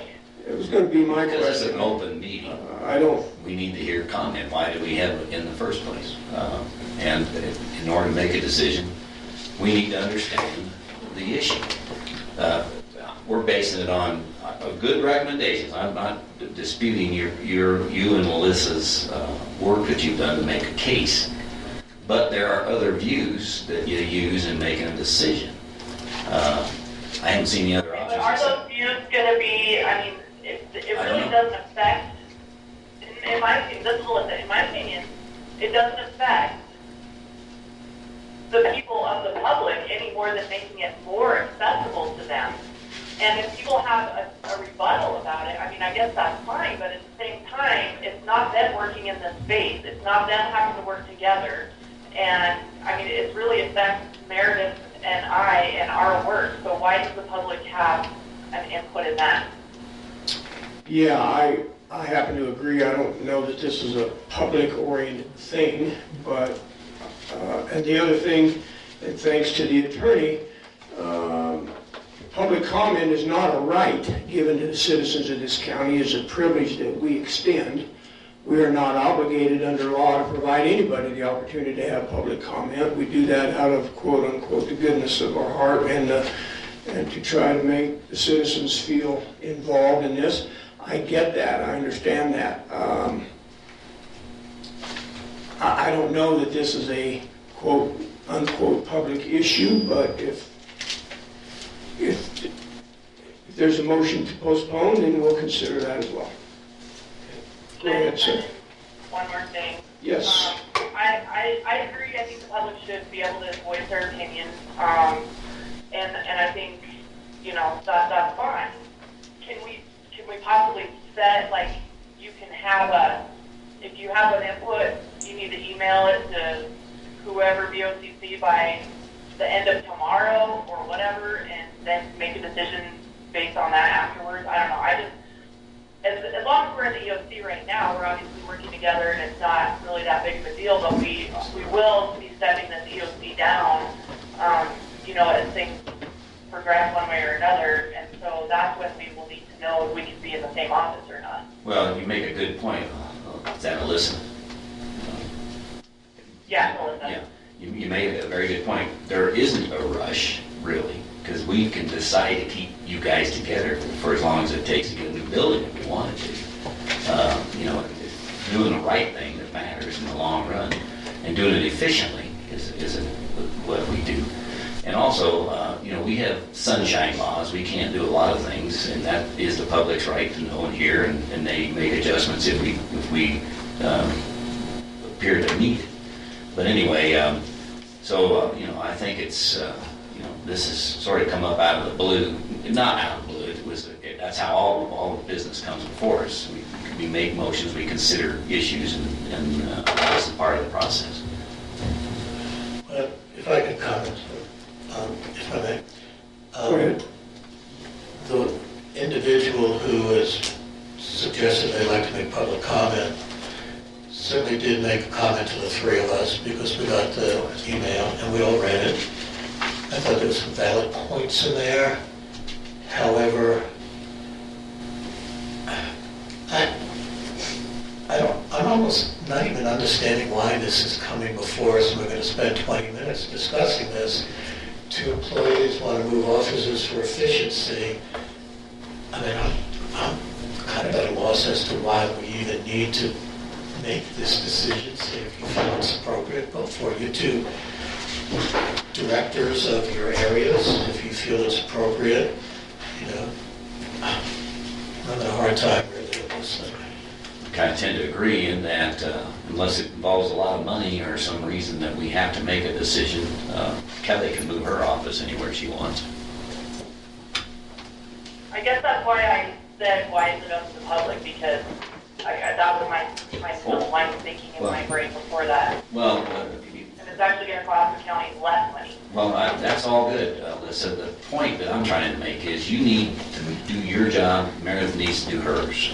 And separate lines of authority, and yes, you work together and things come together. What's the best place for you guys to do that and how you do it? You guys can come up with ideas and do that. But I'll tell you, if Joe Blow wants to walk in and see Meredith and has to go through seeing Alyssa give a shot or whatever you're going to do, it's just not the right thing in my mind to make it convenient for the public to come in and do business. Go ahead, Jay. Thank you. The public has responded to this, so I personally have. I've read it. Did you make a motion to postpone it, did I? Nobody? I made a motion to postpone. Did I second it? Yes. Well, we were trying to get a determination of how long you wanted to postpone. Right. I'm sorry. That was what we were trying to So, do.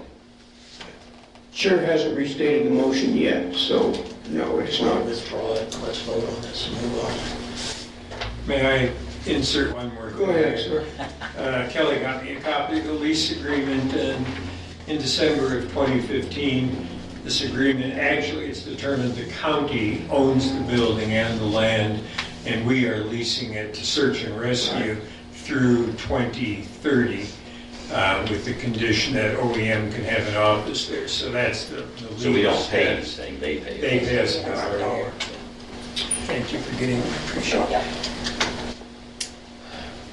Yeah, I'm good with pulling this whole thing and letting that, if the public outcry comes up, then we're gonna move it again, if there's an issue. So do you want to withdraw your motion? Yeah, I'll withdraw. You're withdrawing your motion to postpone? Yep. I'll second it. Okay, the motion to postpone has been withdrawn. Further debate on the motion to authorize OEM moving to public health. We decided we needed to follow through with it.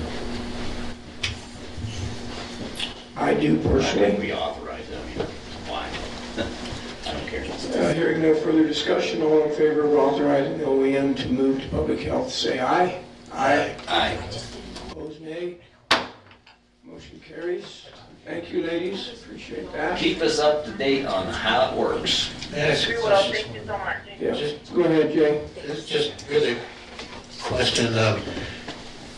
Would we leave OEM office, desk, and whatever at search and rescue, and you'd have a different one at the medical center, at the public health office, or how are we going to handle phones and desks and file cabinets, whatever else? Yeah, so like all of my files and all of that, there's space that we already looked at all of the kind of layout and logistics of it all. And so there's space. I will have all my things that I need over there. And then really the only thing that's going to stay in that search and rescue building is the Salamander credentialing system, because sheriff's office uses it and comes over for it, and then it's a little bit more centralized than bringing it over. All right, thank you. Yeah, the assumption is you'll still be able to access that to do your salamander work yourself, correct? Correct. Yeah. Okay, all right, thank you, ladies, appreciate it. Thanks. Okay, Thank you. yep, are you gonna stay on, Alyssa, or are you good? Do we have other items for me? No, I don't believe so. Okay, I'm gonna get off because I need to continue doing these investigations. All right, thank you. Thank you. Bye.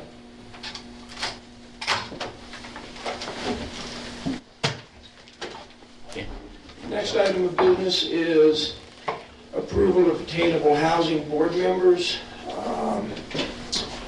If you would pull up your board appointment that was in the board packet. By the way, you did a great job compiling our board packet, thank you. They did. You're welcome. My parent and all, you did a nice job, thank you. Appreciate it, thank you. Yeah, so, Thank you, sir.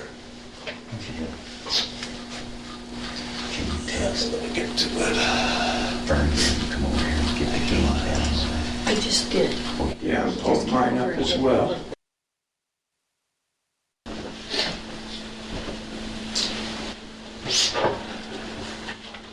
Charles Vogel asked for this to be put on the agenda for us to approve the appointments for the attainable housing, which is on the second to the last page. Great to see.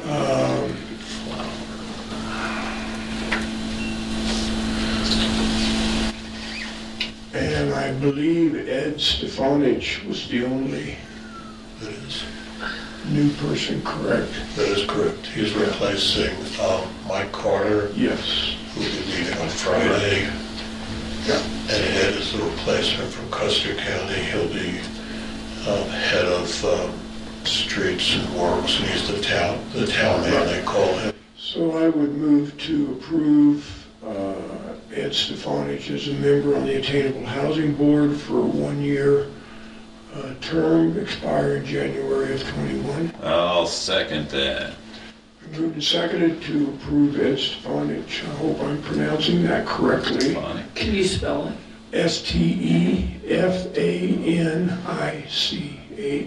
Stefanich. Funny. Discussion. You know what, I would also move that we amend the board appointment document appropriately for attainable housing. We'll just do them both in one motion. Is there a second? Second. Oh, you did second. I did second. It's been moved and seconded to approve Ed Stefanich and amend the board appointment document. Discussion. Hearing none, all in favor say aye. Aye. Aye, opposed nay. Motion carries. You may hold on to that document, gentlemen, because I believe, well, we'll deal with it later, sorry. So the board appointments, where's Stefanik in here? He's under, I added him as on the draft. On the big, Are you on attainable housing? I'm on the board appointments. Maybe I'm on the wrong. Okay. you're looking at the one that was. Scroll down to the next to the last page. Oh, on this document. Yeah, Oh, attainable housing Oh, yeah. is second to the last. yep. Okay? So we're putting him in there. Yep. Okay, thank you. Next item of business, ratify signing the letter of commitment for the .gov contract. This was a request by our IT director. I had forwarded or included a copy of that letter in the board packet. He asked me to sign that several weeks ago so that we could actually get this whole thing moving. I did that. I'm asking for I ratification. move we ratify signing the letter of commitment for the .gov contract. Thank you. I'll second it. It's been moved and seconded to ratify the signing of the contract dated March 5th, 2020. Discussion. Go ahead, sir. Thank you, Mr. Chairman. Just a question. When I read the letter, I thought, I love this idea. It's time we're a .gov, not a .com. So I think I applaud the efforts of IT for taking this on. But my question would be, when I looked at other counties, I did not even, and they may be out there, I may not have looked at the right ones, with a -co. Right. Was Custer County Co.gov without the dash, was that not available? Was not, and I had that very conversation with Vernon. I said, man, I'm struggling with this dash. Can we just get rid of that? He said, believe me, I tried. It's not available. There are a lot of Custer counties in the United States. I understand that, I know that. This was the next best thing he could come up with, was including that dash. I get it, and I'm fine with it. Yeah, I struggled too. The thing I failed to mention early on, gentlemen, to you, and I apologize, was the fact that this does incur a $400 domain fee annually, and I did not bring that to your attention. I assumed you read the letter, but I did not bring that up. So Vernon believes this is definitely the way to go for the long haul. And I've had a couple of communications between VeriSign Inc. and have forwarded them on to Vernon, and he's kind of been dealing with that, so. Did you say that was a yearly $400? Annual, yeah, domain fee. Yes, sir. The point of contact, we have you as the chair. Is that because it has to be that way? Because it would make more sense to me if Vern was, unless the regulation says it has to be the chair. Yeah, it had to go through the chair of the county for this document. Once this is done, then it's a formality. It just means it's a board action. Yeah, I understand the chair signing it, but it just said the point of contact Right. was Yeah. the chairman, and I'm thinking, Oh. you know, one, two, head on the table. Yeah, once we've been given the URL, then it will be Vern. Yeah. Okay, I'm fine. He was not authorized to be the point of contact to sign this. That's what that was all about. At least that's how he explained it to me. Whoops, there we go. Okay, further discussion? Hearing none, we'll proceed to vote. All in favor of ratifying the signing of the .gov contract, say aye. Aye. Aye. Commissioner Campbell? Aye, I'm sorry. It's good. Opposed, nay. Motion carries. That letter has been ratified. Did you get a copy of that, Kelly, or do you need one? I do need one. Okay, let me send that to you right now.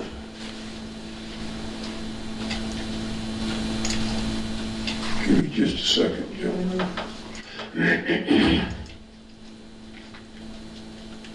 I mean, my office at home is very organized once I push the dishes out of the way, but it's better if I do it right now. I gotta push my cat out of the way. Let him sit on me.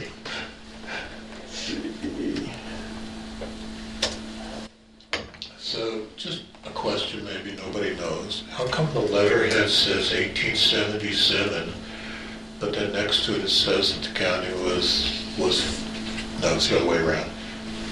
Let me pull it back up. But it says 1877 and 1891. I believe the county was organized in 1891. Why do we have 18?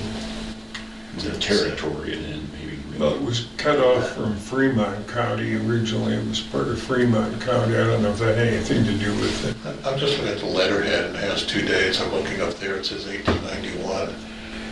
And if you look at the letter, it had, on the very top of the logo, it says 1877, and I don't know where that comes from. No, I didn't see, I didn't see, They had to have a county. you said you looked up where? If you look at, Yeah, I got this. And Oh, that's West Cliff. Yeah, that's That's not West right. Cliff. That's not, yeah. Yeah, Just yeah, curious. yeah. Well, you were Certainly. emailing, I had a 1877 when the question. county was. That bothered me for a long time. Why it says 1891 when I know we were formed in 1877? Right. I mean, Clint could tell us he was there. Well, yeah, I think, did you vote on that, Clint? Yeah, just because I got a birthday coming up, yeah. Wait a minute, you already had your birthday. That was harsh, Jay. Not yet. Okay, moving on, discussion of the broadband programs. Yeah, this is just a discussion real quick. I talked with the mayors, talked to Carmel. We need a status report, and we need they have a strategy, an acquisition strategy that we have to go through. And I'd like to do it in an executive session because of that. And Clint can help me explain the necessity of doing that. Go ahead, Clint. Well, we have discussed this, and the Colorado Sunshine Law does permit executive session for the purpose of developing, discussing strategies, and that this would fall in that category. And it, Karen. But it would be the mayors of the two towns, the Board of County Commissioners, and representatives from the Carmel group to discuss this. There wouldn't be any decision-making made. They just would present what their proposals are, how they want to go forward on this. the reason is it would involve, first of all, there's several issues that have come to a head. We have two programs that need to dovetail, and we have to discuss how we would go about doing that. The proprietary nature The six-tower project and the Carmel fiber project. Okay, so I make sure I was with you. And from a state point of view, they want to see us use taxpayer dollars most efficiently. All right. Good plan. And so we have to strategize, and when we talk about locating towers or rights of ways for fiber, that involves land. It involves people having some inside knowledge that if we're gonna put a tower there, I'll go buy that piece of ground possibly, and I'll make a buck on it, or, those kinds of things can happen. So it's basically an information workshop that we will use, and then when we get rolling down the path of integrating these two programs, then we would put out RFPs for the engineering, the studies that have to be done to do whatever that means in the future. So could you explain to me why this would not be in an open session, why the public would not have access to this? It will, and when we get, just like they wouldn't we put out requests for bid on lots of things. There's going to be RFPs involved to perform the engineering. It depends on the strategy that we're discussing. All acquisition programs have proprietary discussions before. I see what you're saying. When we set the requirements, we don't Right. want to have one Yeah, company absolutely. have an edge That's over right. another.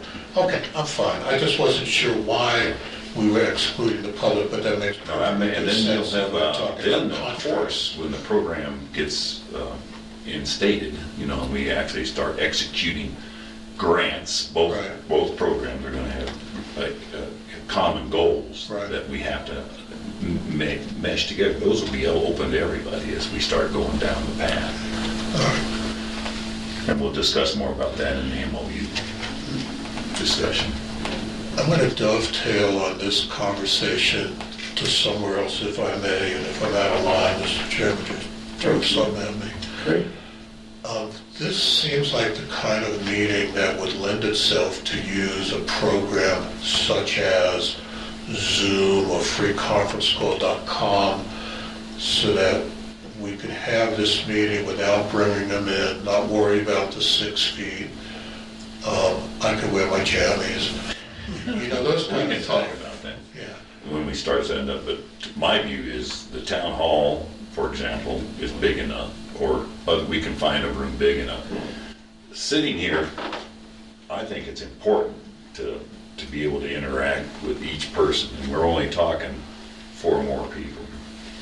or 5. Got 2 mayors, Carmel, 2. I think if we did it in Westcliff, And the meeting Westcliff. room, we probably could separate Yep. that many people. I don't think we could do it. No, we don't, I don't want to do it in here.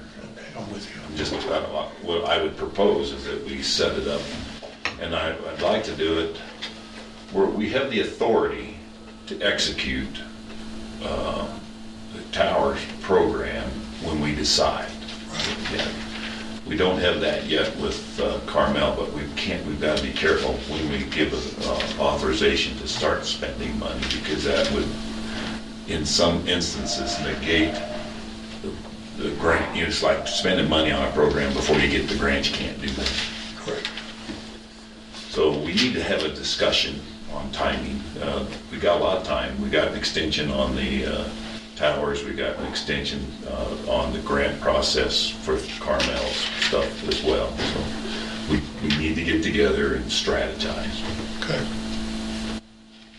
So we can pick a time. I would just like to have agreement here in this meeting that we will go into an executive session to do that and let the team coordinate the when and where as soon as we can. Basically, an executive workshop. Okay.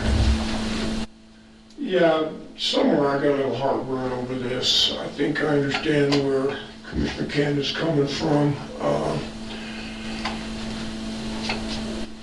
Thanks to Clint providing me the citation on the revised statutes.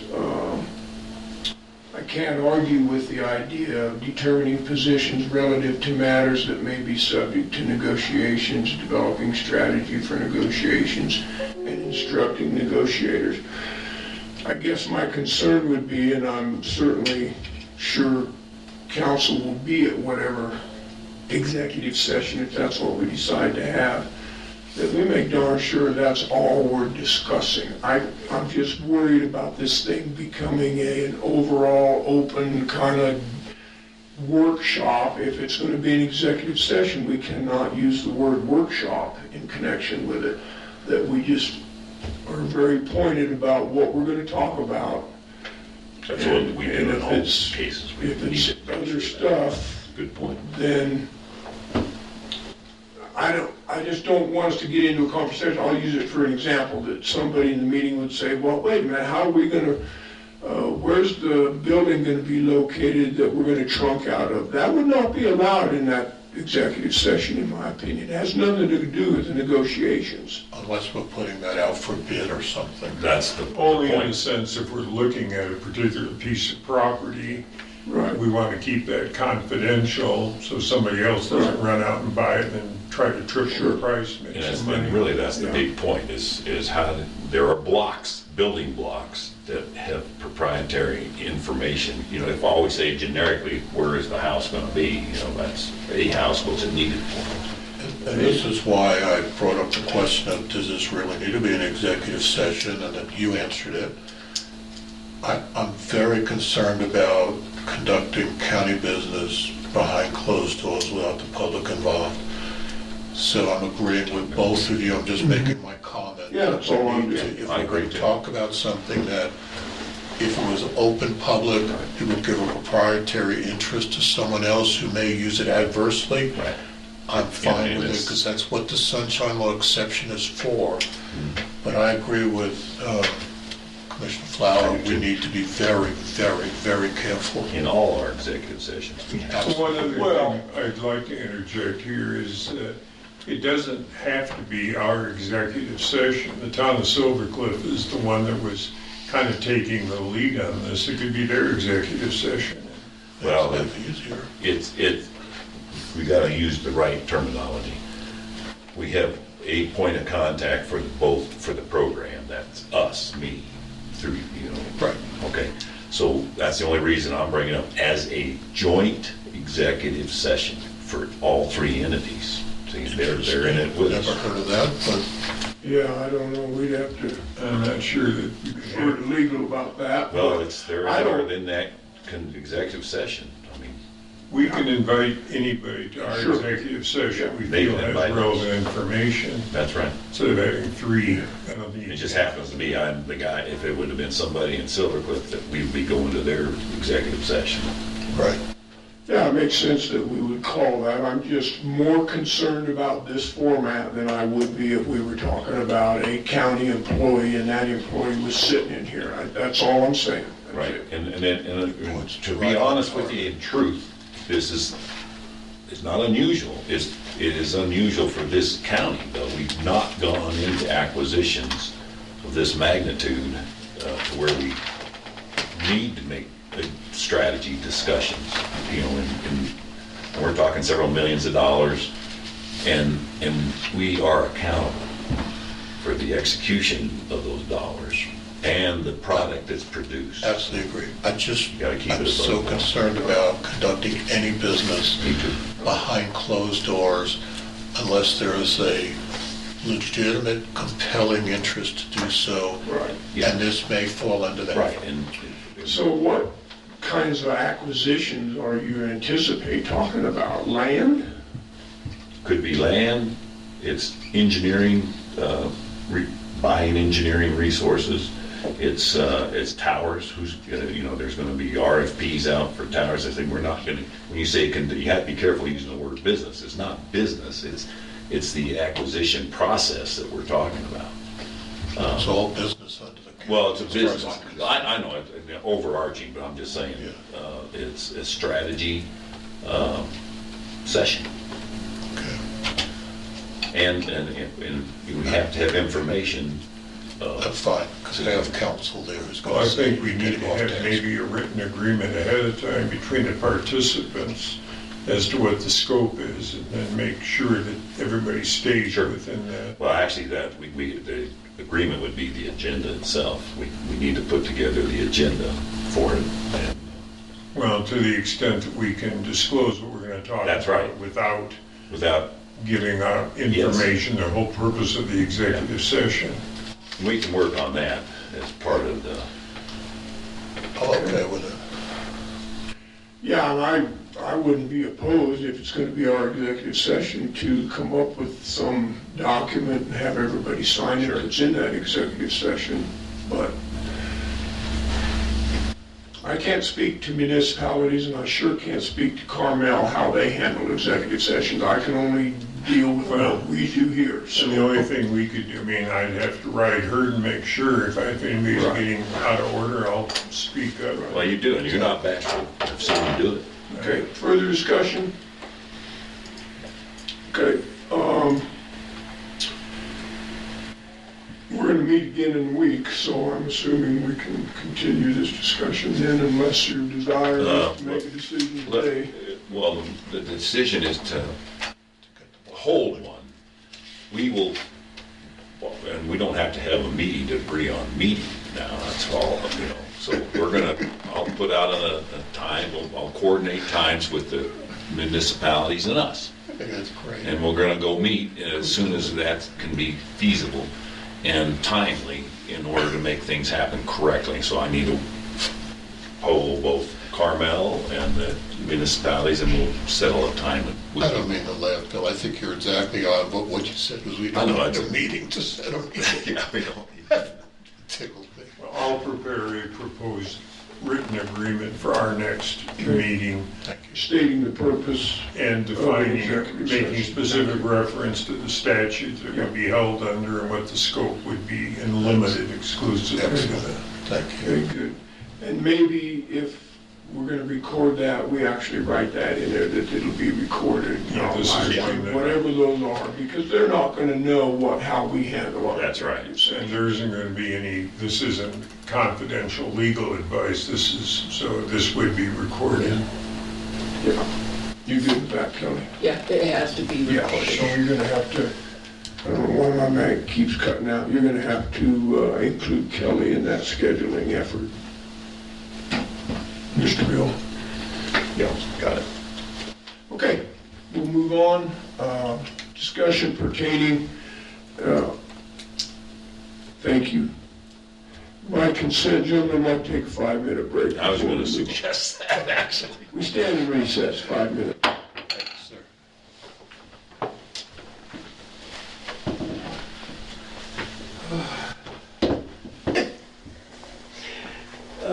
Next item on the agenda is discussion. We okay, Kelly? You're going? Okay. Thank you. Discussion pertaining to the Armstrong Associates outstanding bill. I just sent a text over to Donna and asked her if she could come over. Yeah, I talked to her this morning and the other day several times, and she'll be over here in a second. Let me get you all Ball rolling. going the other way, just 30 Check, check, seconds. check, can you hear me? Sounds like. I am Check, going check. to move back here so Donna can come in. Okay, thank you, Breaking sir. any Yeah, I think we're just gonna have to keep these mics a little closer. Check, check. That was him. I think, check, I'm too low. Check. Check, check, check, check. Are you, I can hear you good. I okay. got my check already. All right. Oh, great. All right. So, yeah, go ahead. All right, so this particular invoice is a roll-up of two invoices. One that was actually issued by Armstrong on the 19th of March last year, a year ago. And that invoice was for $3,600, and it was the second half of the geotech investigation work that was performed by a subcontractor to Armstrong in order to test the ground. Not only did they do the runway, they also had to drill where we were going to upgrade the ramp area and the fuel farm. So that was put in there. The problem is it consisted of laboratory testing and samples that were collected for that on-site investigation of the apron and taxiway. At the same time, there were two other $3,600 invoices that were in there, and they got rolled up and confused that one had been paid or not.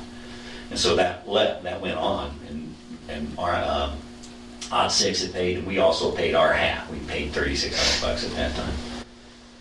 Anyway, that was rolled up, and then in August, the end of August, the last of the engineering that was required in order to do make the bids out and get the RFP prepared to actually execute a contract and put it in the ramp and build it, that totaled up to be a $15,250 bill. $15,250? Yeah, $15,250. So the grand total is $18,850 of the two requests rolled up into one. And that was submitted to us, and then at that time we were working with Odd Six to decide whether they wanted to do something before Christmas or after. And Armstrong didn't send the second part of that, or the roll-up, until late November. That turned into Christmas, and nobody responded. And now we started working that with Odd Six after the new year.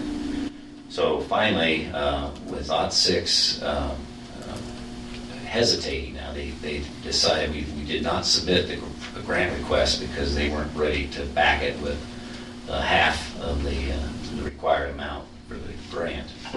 Grant request to who, Bill? This was a ready grant that would be processed through DOLA.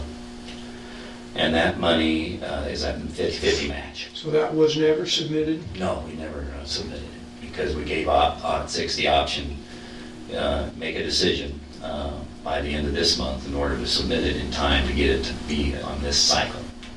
Odd Six, because of the economy and the issues with oil and gas and everything else, elected not to do that. And so we're going to just put everything on hold, but we need to pay Armstrong, and Odd Six will come back. They have the bill now to pay us later. I want to get the books cleared, and because this has been way outstanding for their company to be holding this. What Donna had proposed is using it out of the capital improvement fund for the airport, which we have money in. By the way, the AWAS grant, we have been, and you saw the note on that, we've been authorized to proceed ATP on that. And that's a $250,000 grant. So money's there. We probably won't use, you know how the year end goes. We'll reconcile this according to Donna in the October timeframe when we figure out where we are for our budget process. Now, you mentioned AWAS. That has nothing to do with this conversation, correct? You're not No, going I'm to just saying- commingle those funds? No, you can't. Okay, so And, AWAS, That's a Has separate nothing deal. to do I'm with just this. saying that that's the same fund, that the money, it's all in one bank account, but there's an accounting for each, the check It's that's in. separate and distinct. Separate. We couldn't touch Right. it. That's right. That's Beyond right. the scope of this That's right, discussion. right. But it's the, I'm pointing out, there is a fund site set up for that process to do capital improvements. That's all she wanted to point out. so $15,250 was for what again? That was for the engineering and design work associated with the apron and taxiway. You had to finish that to spec, get the specs to the contractors to bid on an RFP out to bid on. And- Actually, And was OS6 part of that? Did they contribute to that engineering cost? yeah, they have been contributing, yes. And I'll have to pull up the invoice here. Here's the invoice, you can see.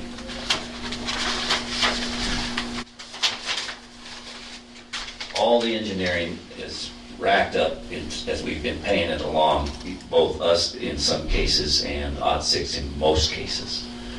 So the balance left on that to bring everything up to date with all the engineering specifications for Armstrong is $18,250. And if we pay this 18,250, We've already paid it. We've already voted to pay it. That was in there. Hold up. Didn't mean to interrupt you, sir, but I just wanted to make sure it was clear what happened there. And where I was really going with this is OD6 going to be reimbursing us for half of That's this? the intent, and they have the invoice, and that that's rolled up in their discussion, you know, because of their, So they haven't agreed to pay, we just sent them an invoice? we sent them the invoice, that's right. And we sent it to them, the roll-up most recently, a couple, 3 weeks ago.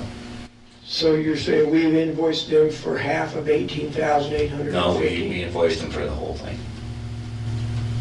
Because we've done what we agreed to do in the past, and this is the rest of their obligation.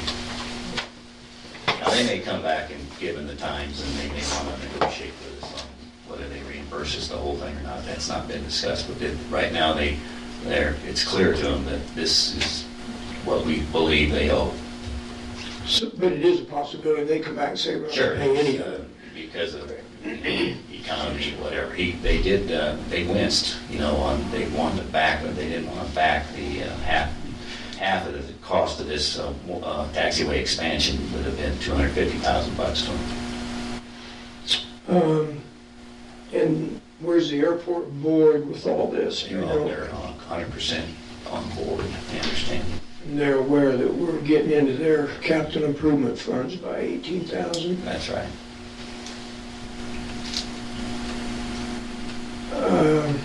And we'd have to have Donna explain. She's on her way. She had to go to the post Her, office. She's I'm not coming going over to speak now. for Donna. Because I'll screw it up. I'm sorry, but I'm fuzzy on all of this. OD6 did not agree to pay it. We're just assuming they're going to pay. No, they haven't. They've been invoiced. You understand, but it's not, they got the invoice based upon an They haven't agreement. they haven't said they won't pay. Okay, but we have not had a discussion with them that we feel they're obligated to it. We have had a discussion. We went through what was outstanding, you know, on the grant process. We had to do it in order to get the data we needed to go. I remember now. Okay. And so they agreed to that. And then the bill has since then has been, you know, provided to them. Got it. So we're going to be on standby until we get some more, you know, and I'll be in touch with them daily on that, or not daily, but routinely. So if OT6 was no part of the conversation, would we have expanded this taxiway and all that stuff? We did that for That's right. OT6, correct? That's correct. And, well, We did it for both of us because it benefited us, but OT 6 paid the lion's share. I mean, they're the ones that came to us. I can pull up the letter they sent us again, so that said that they said at our expense, we want to do X, Y, and Z, all 5 items. Okay, so with that letter, they turn around and say to us, we don't want to pay this. Then we can Would that alleviate it with them. Would that letter be some kind of agreement that we have with them, and a letter agreement saying that they would pay it? Yes. Okay. That's what we've been saying all along, but Okay. Yeah, we could now, look, you can go both ways. We could look at it and say they'll walk away, and we'd be stuck holding the 18,005. Explain where it is. well, before you do that, Donna, I guess I don't have a file on OT 6's paperwork. I'm not gonna say I've never seen You any see of it, it, and then you have but to take, I can show you. I've got an airport file.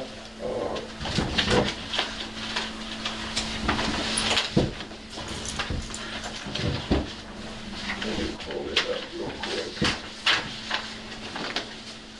Here's the, My point is, and the reason I brought that up, if somebody was to say, well, can you share with me this document about what we were just talking about with lot 6? I'd probably struggle to come up with it. I thought, there it is.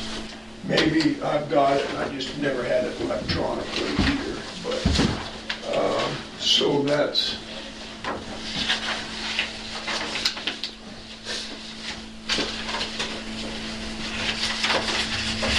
that's the insurance, that doesn't apply. Yeah, and I'm not being critical, Bill, I'm just saying, No, I I'm know. not sure I can I'm trying to ever get all the information. articulate that. And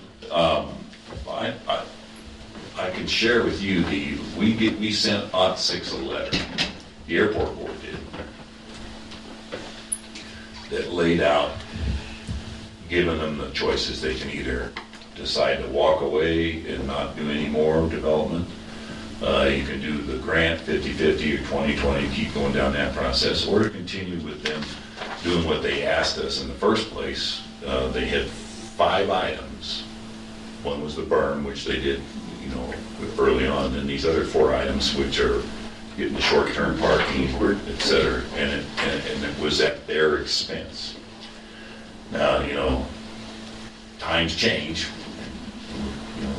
We would like to have gotten that done a year ago, but Here's what my concern is. My concern is we fronted the entire $18,850, whatever the number is, with the anticipation that OT 6 was going to reimburse us. right. See, the process. Hang on a second. Wait. We did that based upon a letter agreement where they said, we will pay for this. I have a real angst if they come back and say, we are reneging on Right. what I do too. what we asked you to do, county, and you paid for it, now we're not going to pay you. So maybe this discussion's even premature. Maybe we need to hear first that they're not going to pay. Right.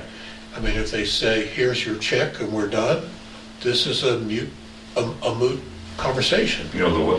Just so you know what the process has been, and Donna can tell you, the payments that we've made have all been done in a timely fashion where they use it. The minute we've sent them the invoice, they paid us before the end of the month. And so it was a pass-through, basically. This is the first one that, because it got lost in the background, and then it coincided with the end of the project, basically, until we could get the grant done.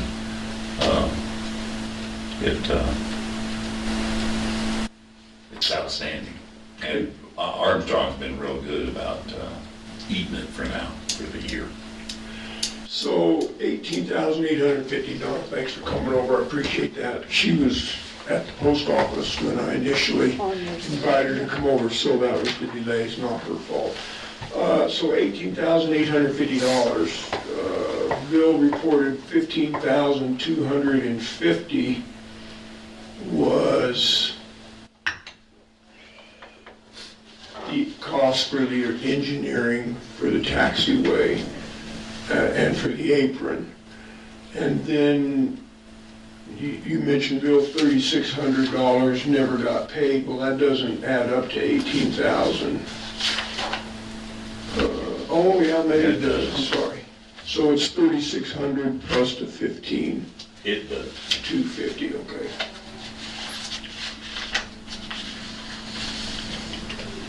And we've already voted to pay that when we approved the vouchers. And I have written that check, yes. Yeah. The 3,600 was for lab testing and samples, is that right? Let me Correct, get the for exact, Geo, and that went to Armstrong, or did that go to Duran? That went to Armstrong. Armstrong paid Caesar. Let me find the, I just lost my note.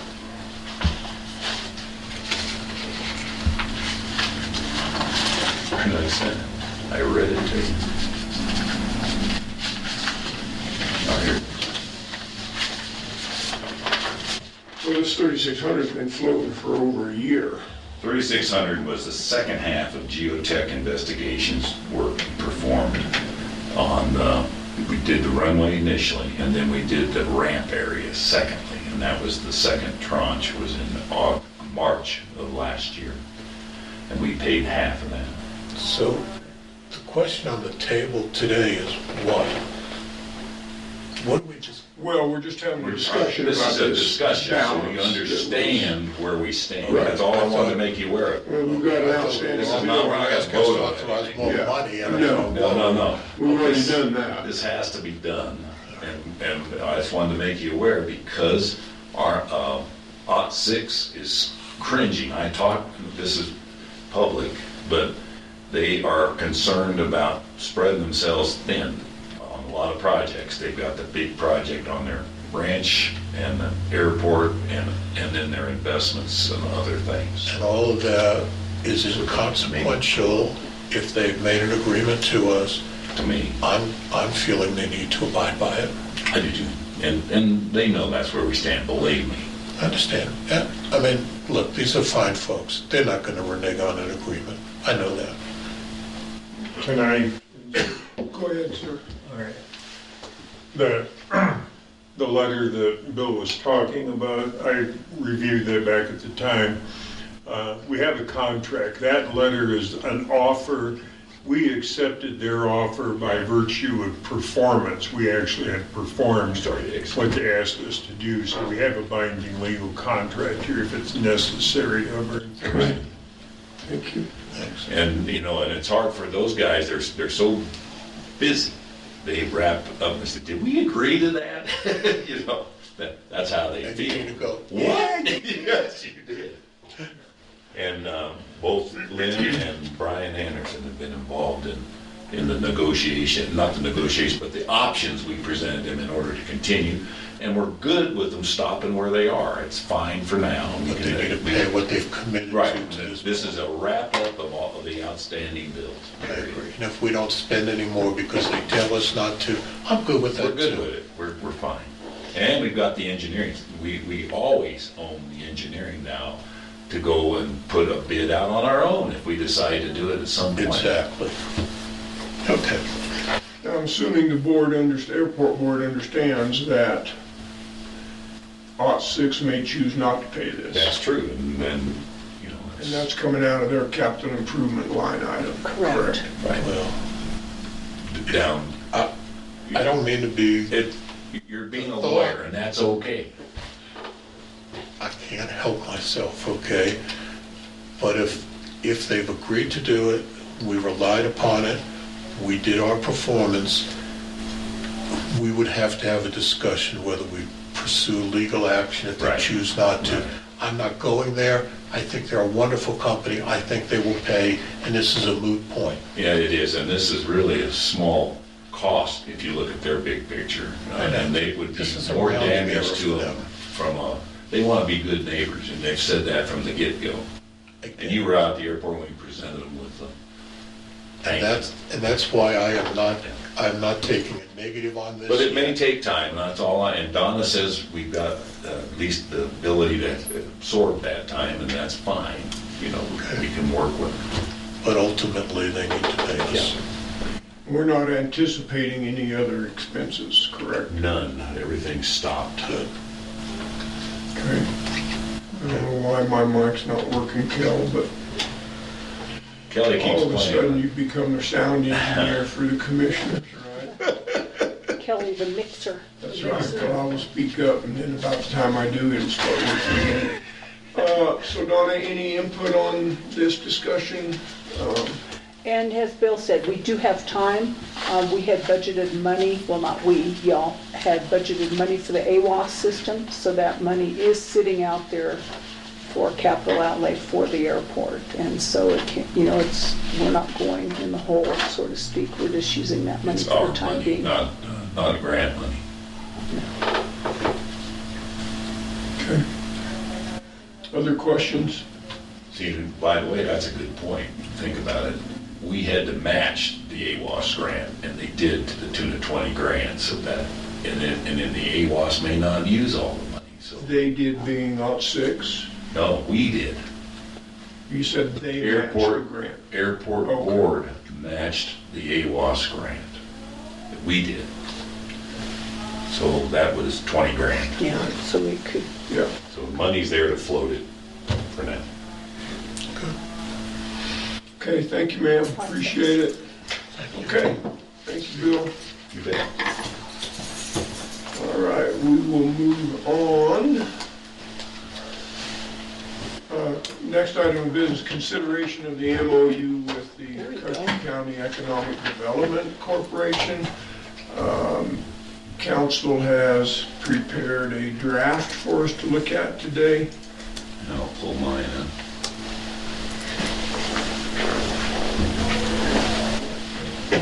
So I'll introduce this, and I want to thank Clint, who said he's never done an acquisition MOU in his life. He did. And I didn't know he could edit as well as he did. Because all I did was talk to him back and forth in a socially acceptable distance, which was 5 miles or 10 miles, whatever it was. And Clint did a great job.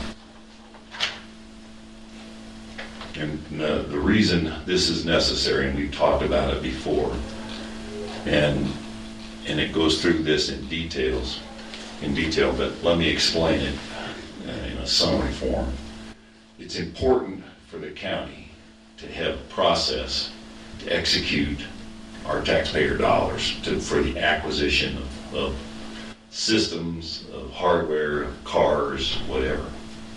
And we do have a policy, and Clint integrated that policy, which I think you all saw before, and that's the purchasing and contracting policy. And he actually incorporated paragraph 2 in this, or 3, I think it was, and discusses that in the body of this agreement. Government acquisition for state or federal or counties are similar. And all this is doing is tightening up the process where in the past it's been, I want you to do this with a handshake or an RFP that gets out. And I've seen it in my short time here on the BOCC. We've gotten more involved with more money and more complex programs.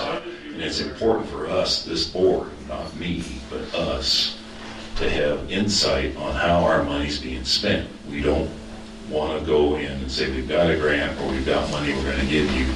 Go ahead, do an RFP and then say, call me when we have the ribbon cutting ceremony. You have to be engaged along the way, because a plan's only as good as the minute you develop it, and the minute you release that plan, you got to be able to react. You got to be able to change your positions on the field or in the battle or in the process of acquiring. So what we've done here Clint did a great job on that first part that establishes the fact that we have a broadband infrastructure expansion program. And it's broader than just the fiber program or the tower program, because now the broadband is a system. It integrates both of them. And the only people that are accountable is this board right here and on this particular program for the impact of how it performs and how much money we spend on it and whether we use the money wisely. Government contracts have a lot of history of overruns, and if you don't pay attention to them, I saw it on, and I think we all saw it when they did the Justice Center presentation Morphinville County had, and they kept overrunning, and then they finally grabbed a hold of it and just helped alleviate that. So my proposal, I'm not married to this, and if you got other changes we need to make, let's do it.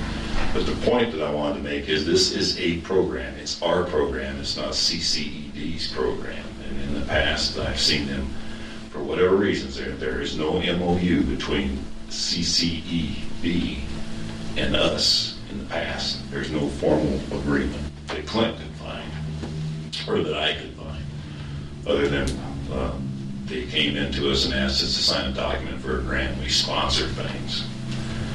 So we set up the program in the first couple of paragraphs here.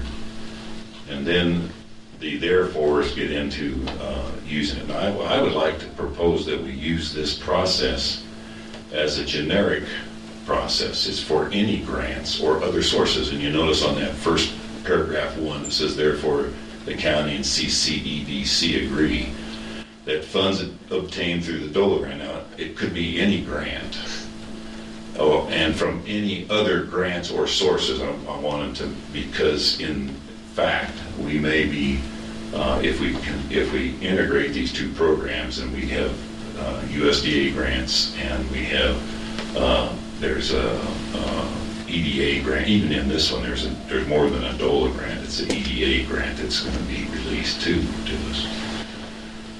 Are the property of the county and shall be deposited in a separate fund created by Custer County Treasurer and shall be dispersed in accordance with the policies and procedures set hereforth.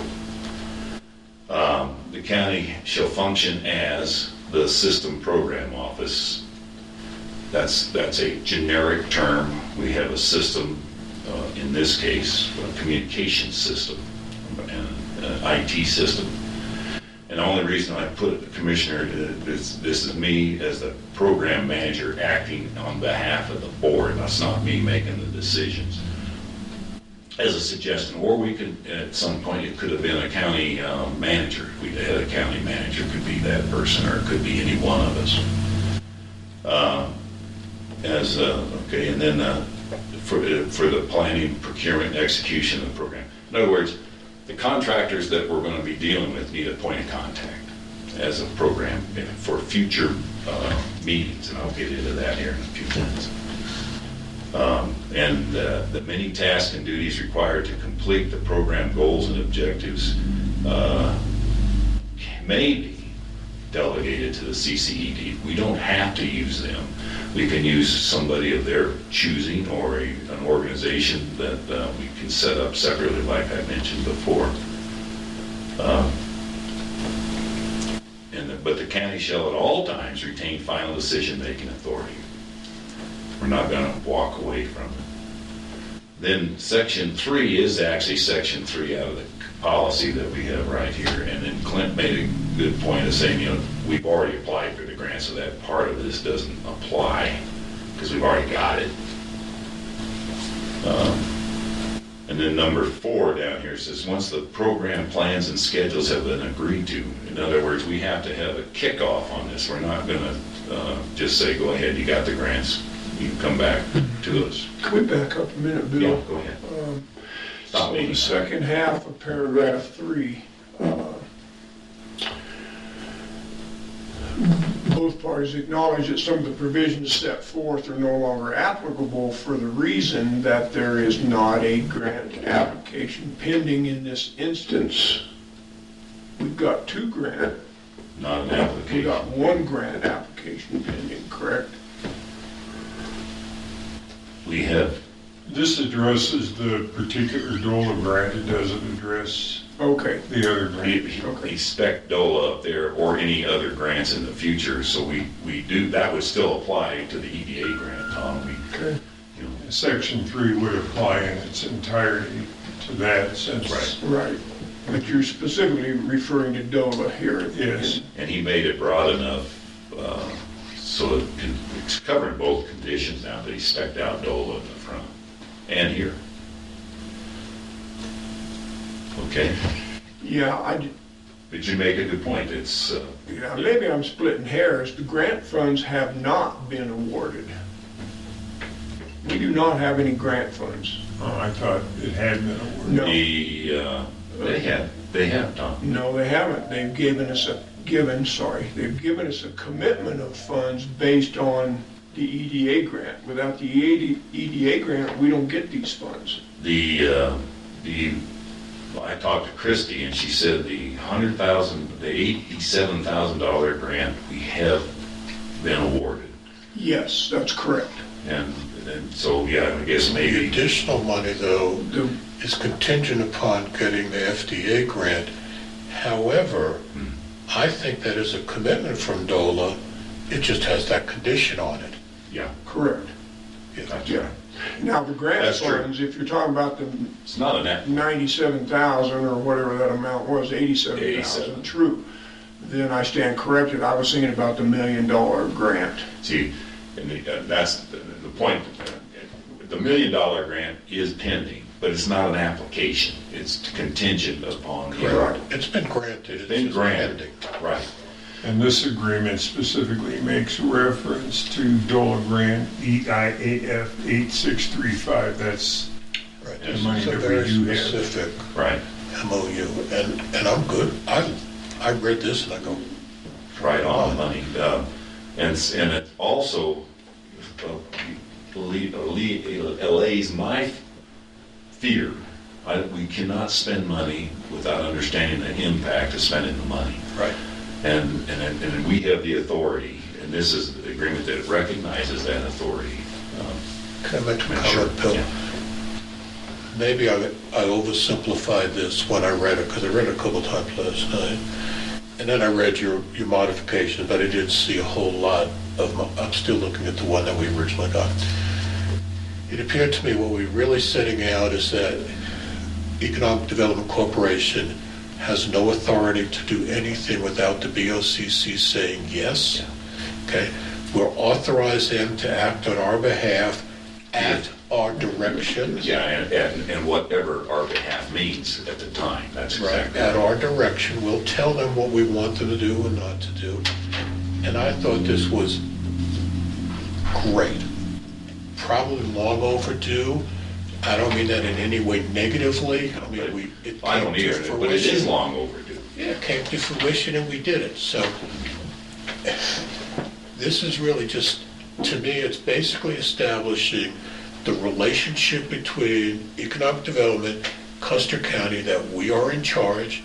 They work for us in any of the grants that we get. It is our money, and they will work under our auspices. The only thing I did see in here, since they're a private corporation, are they going to be charging a fee to Custer County to administer this? They And I can. didn't see it And the there. answer is yes. I know they are. And the answer is they always have. They've had administrative fees. Well, I'll give you Cheryl Grant's strategic plan, for example. They had a $5,000 administrative fee that they had in the contract. We took that and applied it to more, because we managed it and not them. So yes, they can act as a contractor, and then we can assign them jobs, and they can tell us how much that's going to be if they Okay, want and that's to. going to be under a separate agreement that Well, here's is how- not part of this. No, here's how it's handled in this too. Because the next step, what this is doing is two things. It's setting up an MOU between us and them. It's generic. It also sets up a process and a procedure that the county has now. We have an acquisition policy, we have an acquisition process and how we execute But it. that's not what this is. This is an MOU. No, I If you know. want to set up a policy, just saying- I'm fine with it, but I'm this is saying- not it. I'm just saying it, but this is the skeleton for it. So here's how we engage CCED. The next few sentences do that. It says here that once the program plans and the schedules have been agreed to, that means that that's a meeting with us and them to come up with what is the big picture on the program. Put me where you are on Paragraph 4. 4. Okay, thank you.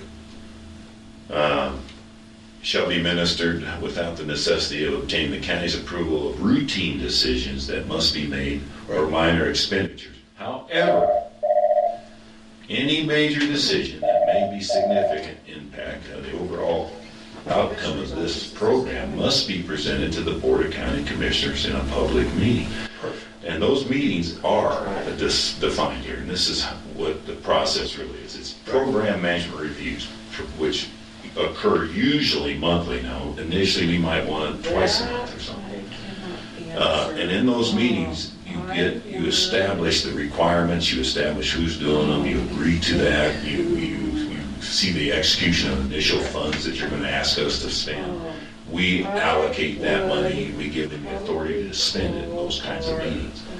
The technical interchange meetings are a bit different because those are with the technical gurus, not necessarily with the commissioners. It could be one commissioner, could be anybody visiting that. It could be the technical guys worrying about, it could be Gary Hyde coming in here as a technical deal, where he's going to build pads for part of the program, or a subcontractor is going to build those pads, and we're going to have a review of the specs or whatever. As soon as I get out. And then the budget Back reviews. with his number. That's what they're called.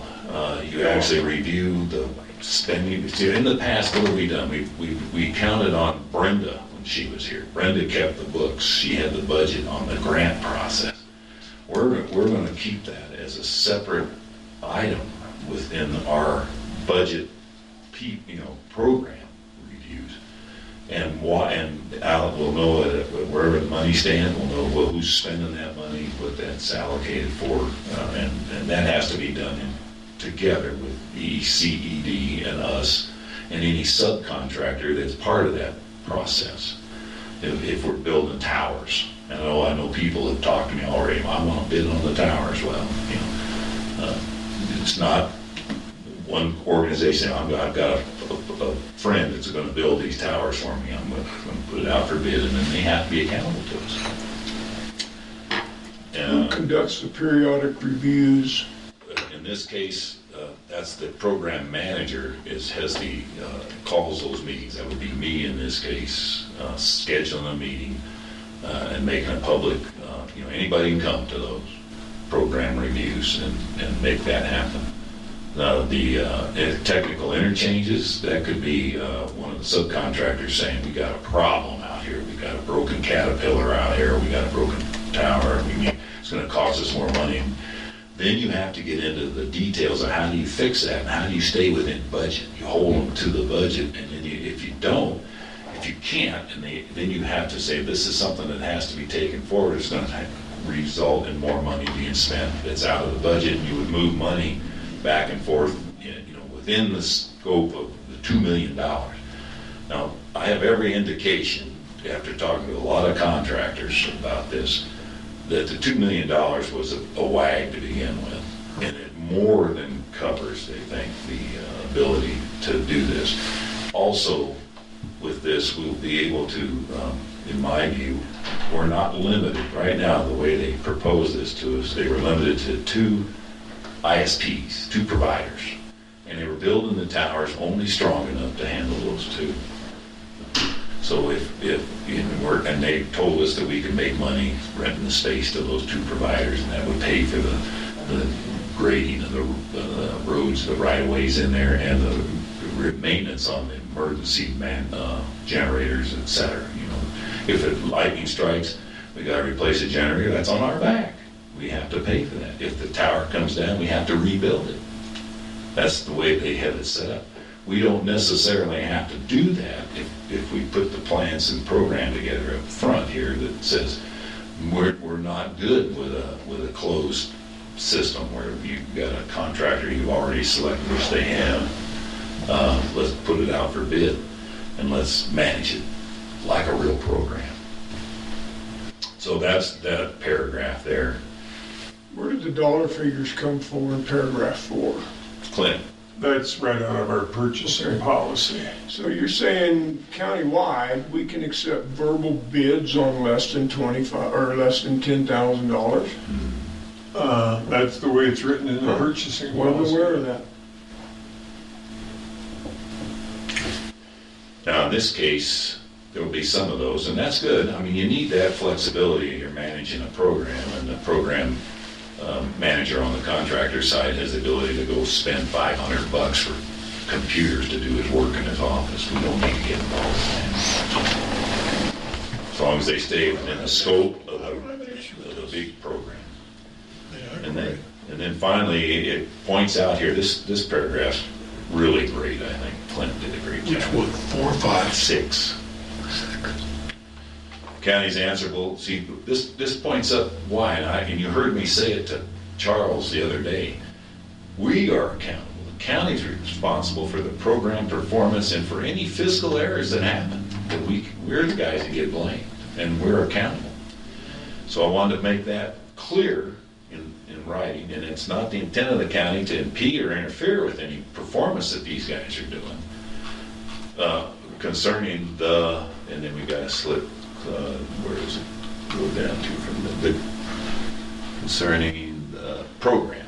So we got cut out the other things here because Clint was throwing a good bone here, but I wanted to get to the point.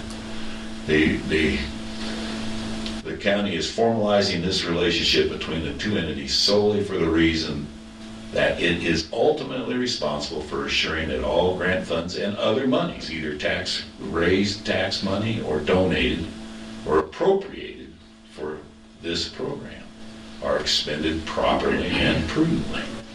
So the word "it," I'd like clarification on what it means. Where's it? That the county is ultimately So responsible. that the county is ultimately responsible. And that would probably be better Word "it." language. Yeah, I like that too. Let me find it. Where is I it? mean, I know it's the third sentence up from the bottom. Third I line. know the "it" refers to the county mentioned in the fourth line up from the bottom. Oh, but yeah.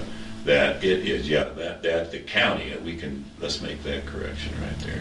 That the county is ultimately responsible.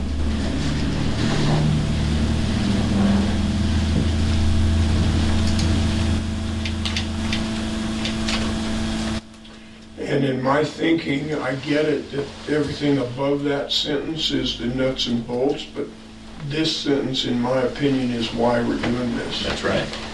It's defining the relationship. And we've reiterated, if you read it carefully, the front of this document says it, the middle says it, and the end says it. We are accountable. Right. No, it's long overdue. I think it's right on spot. It's on point. And there'll be no, if in fact there is any discrepancies, we have in writing now who's responsible for what, who's going to be accountable for what, and we're going to follow the county's guidelines on expenditures and how they're done. Like I said, when I first open my mouth, which I do often, I like the agreement. I think it's well worth the paper it's written on. Yeah, there was one "shall" in there that I kind of questioned. Yeah, there was. Paragraph 4, second sentence. Let's go up to It's this. not the one I was. We had some other shalls, and we had other musts in there. Where is Yeah. it? Second sentence, paragraph 4. Second sentence. Of the program. Okay, shall be administered. Shall be administered. I like that, should be may. May That be administered, overlooked. because that means the county has no authority then to administer any of that. Right, we don't have the choice to either let them do it or not. Right. So I I'd like agree. to see the I word think we may. had that as a may, didn't we? If you did, I missed it, because I know we changed the one We changed 2 several. lines below where it Yeah. said, Can we add? This should may be to may, that? that's exactly right. So we can do a may be administered by. Yeah, that's at our discretion. Can I make a comment? I am not sick. Can we check your fever? I have allergies, and I'm really saying this for the public, because they're going, what's this sick guy doing? They're blowing his nose every 5 minutes. I'm 100% healthy, I just have allergies. Okay. So, council, are you're comfortable with this MOU, with these changes? Do we need to consider it further later on, or what's your take? Well, I think, yeah, I'm satisfied with it. It spells out the relationship between the county and economic development for this program and for future. And I think this can serve as a template for future agreements for other matters we enter into an agreement with economic development. So, Or any other company. or anybody else for that matter. It's just a matter of changing a few things around, but I'm sorry, I'm not talking into my microphone, but, I mean, if this meets with your approval, and obviously, Custer County Economic Development hasn't seen this. This was to see if we had a proposed agreement we would like to present to them, but Right. I think this is satisfactory for what we're looking for at this point. So, the reason I asked, I'm assuming Commissioner Canada's fine with it as one of the co-authors. So, do you want to take this back, clean the language up, get rid of the strikes and all that, bring it back to us next week, and then we can take formal action on it? Commissioner Canada, your thoughts there? I think we have two ways to approach it. We can approve it as it is corrected here and let it be, or we can do exactly that and take a look at the final one. Because all that will happen, there could be typos and that kind of thing, but those are not law binding. I don't think you can correct those after the fact. Yeah, I mean, But I'd if like, you look at the document, we're going to attest to 2 signatures on this, so EDC's going to have to be here, right? we're going to see it and sign it with us. I would say let's clean it all up, get it in a presentable form. We invite Economic Development Company to come to the meeting when we Okay. consider this. So then what we Final can statement. say is, well, we approve this document to be used to present, right? As presented, so we can clean it up. Don't we have to agree to do that, or? Well, I'd like to see it cleaned up before we adopt it. No, I don't mean that. I mean, just to do exactly what you said, we agree with what we've got here, the process, the skeleton. So we're gonna clean it up. Do we have to vote on agreeing to the skeleton or not? No, I don't think so. I think Okay. I agree Just that I wanted to think make we're sure. satisfied with it. Yeah. I'd just like to see it cleaned up, I then agree. we can vote on it with either to recommend it to the EDC, or we can invite them and vote on it I right beg, then with that's them. a good question. Now, I don't think we wanna,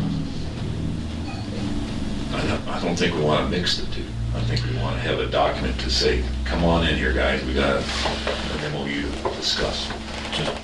My suggestion would be, let's clean it up, let's send it to them, let's get their input, and then we could make our approval of it based upon their input, because they may come up with some things we haven't thought about.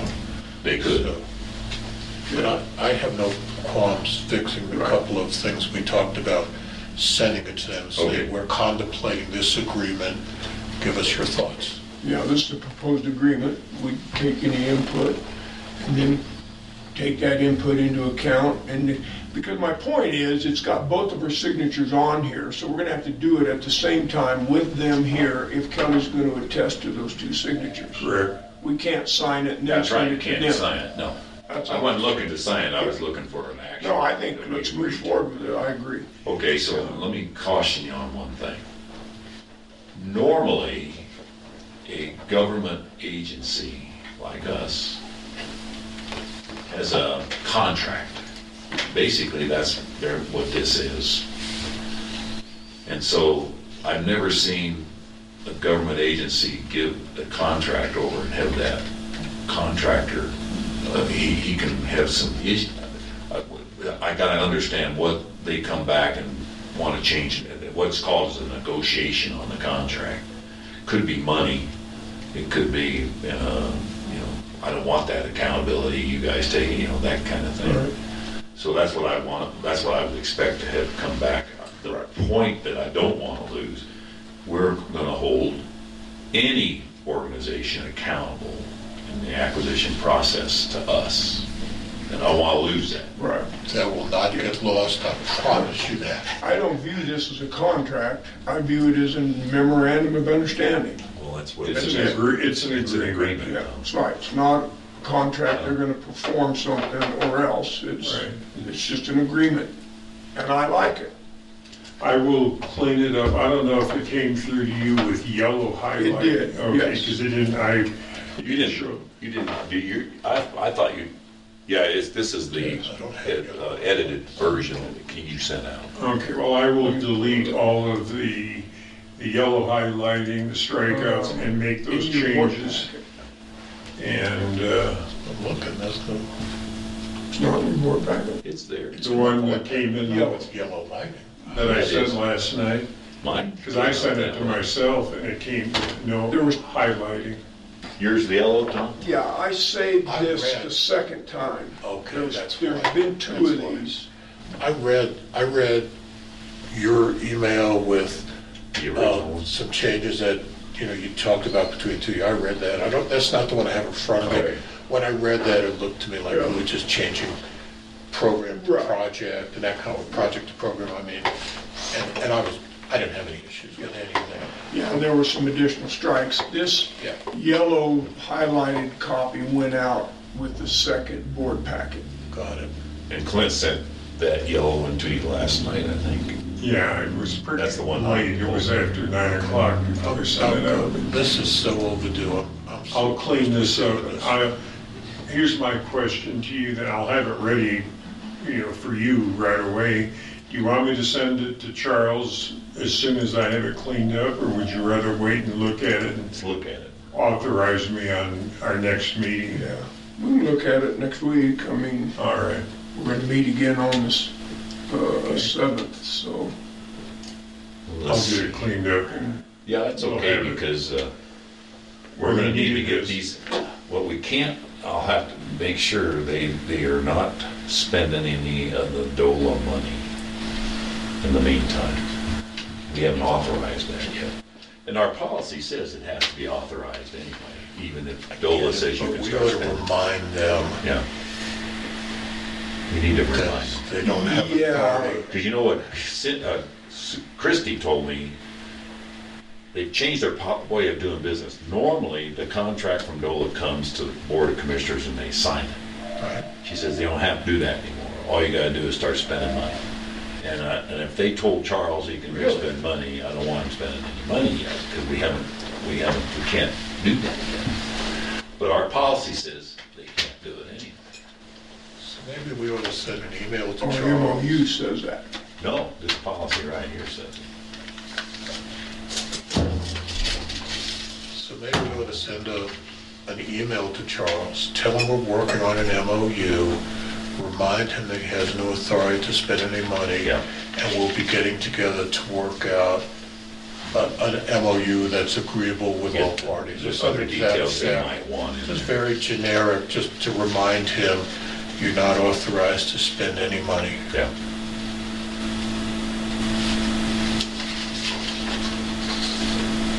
You're talking about the 97,000. Yeah, they cannot start executing that. Yeah, I think a reminder's good point. I'll call him. Okay, so we're good. We have I'll have it ready for you for our next meeting. my mic's gone. I think the Why? batteries are Just going. there What the now. problem is. Came back, I keep turning it on and shutting it off. Short in it or something. Next item of business, discussion of utilization of county employees as volunteers. Commissioner Canada, you asked for this to be put on there? Yeah, we looked into it. I think it's pretty straightforward. Talked to Clint. There's nothing legally wrong with asking them to volunteer. We've had several requests for help from VSO. John needed a lot of help moving food, organizing his pantry and all that. And I think the only issue was, and I think it was a matter, how do you get the word to the county employees they can volunteer if they want to. And I know that there was a request for addresses and phone numbers, not addresses, but phone numbers to get a hold of people. So I don't know where that stands today, but I think from the county helping this problem, this is a good use of some of the people that are furloughed if they want to be participants. Well, John Carroll is the volunteer coordinator, for that. so I would assume if it were me, I would reach out to the department heads and the elected officials and ask them to provide that information. That's right. And how do they get to them though? But they're not in their offices to answer those phones. They need No, it'd be a personal phone. phone number, and we gotta find personal numbers. Maybe we could just So- put out a request to the employees to provide a phone number if you want to volunteer. Right, exactly. That's what's been happening outside of the Yeah. employees. So do you want to follow up with that with the I'll department heads and elected officials? And Yeah, and I'll talk to John and shoot them an email and ask them. Okay, good. Anything else for that? no. Okay. Ratification of the new West Custer County Library District Board member, Terry Matthews. I would move that we approve or ratify the appointment, that the appointment has been done. Move to ratify the appointment of Terry Matthews I'll second. on the library board. Been moved and seconded to ratify the appointment of Terry Matthews.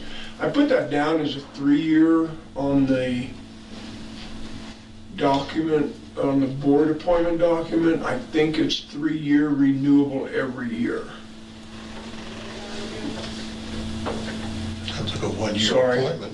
Let me rephrase that. That didn't come out right. He reports to us every year, but I think it's a 3-year Got it. appointment. If not, I will find that out. I I'm think sure, it and is make too. corrections. But I look back on the rest of the docs and they all look like 3-year appointments. So, and I would also include in my motion to amend the board appointment document to reflect this appointment. Further discussion? Let me pull that doc up real quick. I want to make sure I've got it. Gosh, how many pages can a person have open at once?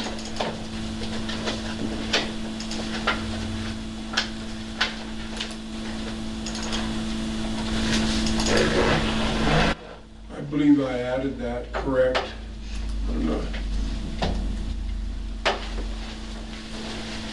On the board appointment document. Looking for some help here, gentlemen. Yeah, first name, I just replaced. Terry Matthews. Right, Terry. I put her name in there instead of, Right.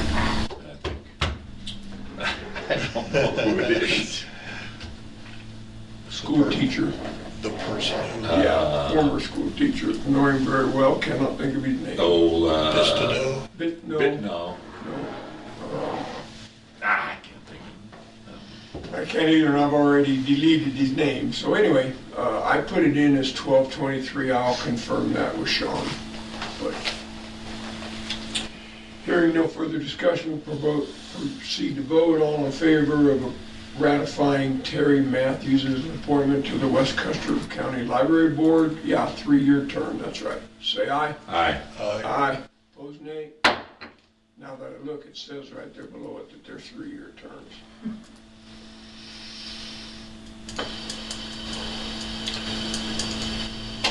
Okay. Any other additional items? Go ahead, sir. Go ahead. I have one as In well. our board pack was an invoice from Broadcast Consultant for $450 for translation services and repairs. Yes. What's that all about? I'm just kind of, Okay. this just came out of nowhere. Yeah, I'll address that in just a second, sir. You said it was in the board packet? It was in my board packet. Yes, translators. And it was, the yeah, caption of it. yeah, Translator. translator. It was also, do you mind just a second, Mrs. Barnum? Sure. I just cut off Kara too. I do that all.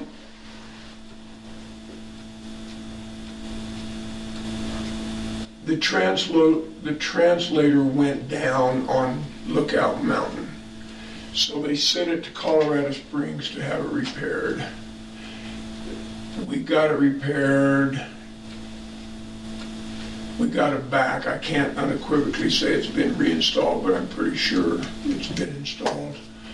And the bill on that was for $450. It was in the vouchers. Is there a reason why it's separate? No. Okay.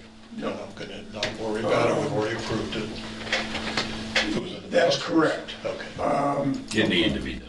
Because the vouchers, you didn't see who it was, what it was, or anything else, I included the actual invoice in the board packet so you'd have an idea of what was going on. Just trying to confuse me. Yeah, sorry, but Did a good job. yeah, just supplemental to the fact that that work was done. And Vince Cook drove it down to get it repaired and went back and got it. Good job.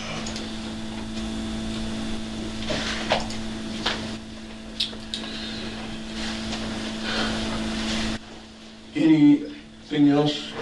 Yeah, go ahead, Jay, I got one. Yeah. I'm curious about Road and Bridge being on furlough right now. First, let me preface what I'm gonna say by, I truly believe the safety of our employees is of utmost importance. Unlike many businesses that depend on people coming in and spending money to pay their employees, we're in a very fortunate position that we've budgeted. The money will be coming in regardless of what happens with the rest of the world. So I'm not upset about furloughing anybody if we feel it's in their best interest of our employees with pay.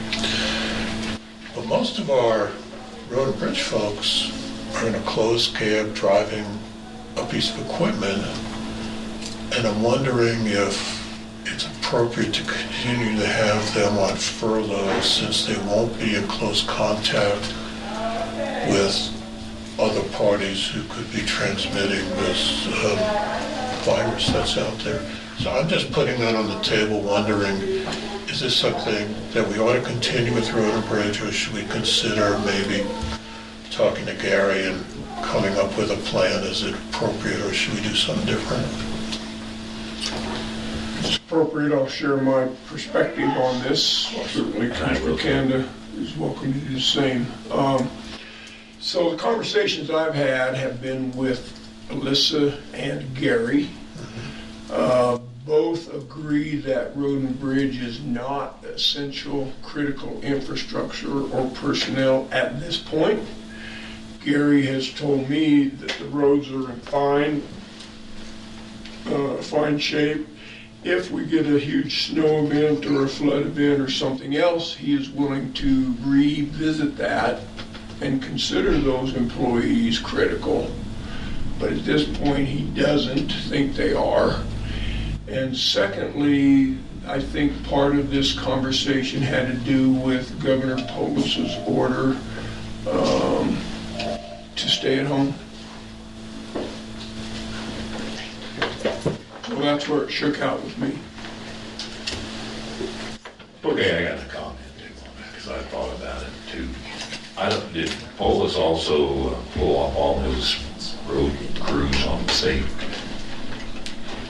CDOT's working. Said they That's are. out there today. They are. Flagged down. And there's reasons for that. It's the safety of the public and being able to go back and forth and conduct commerce that is essential for the crisis itself too.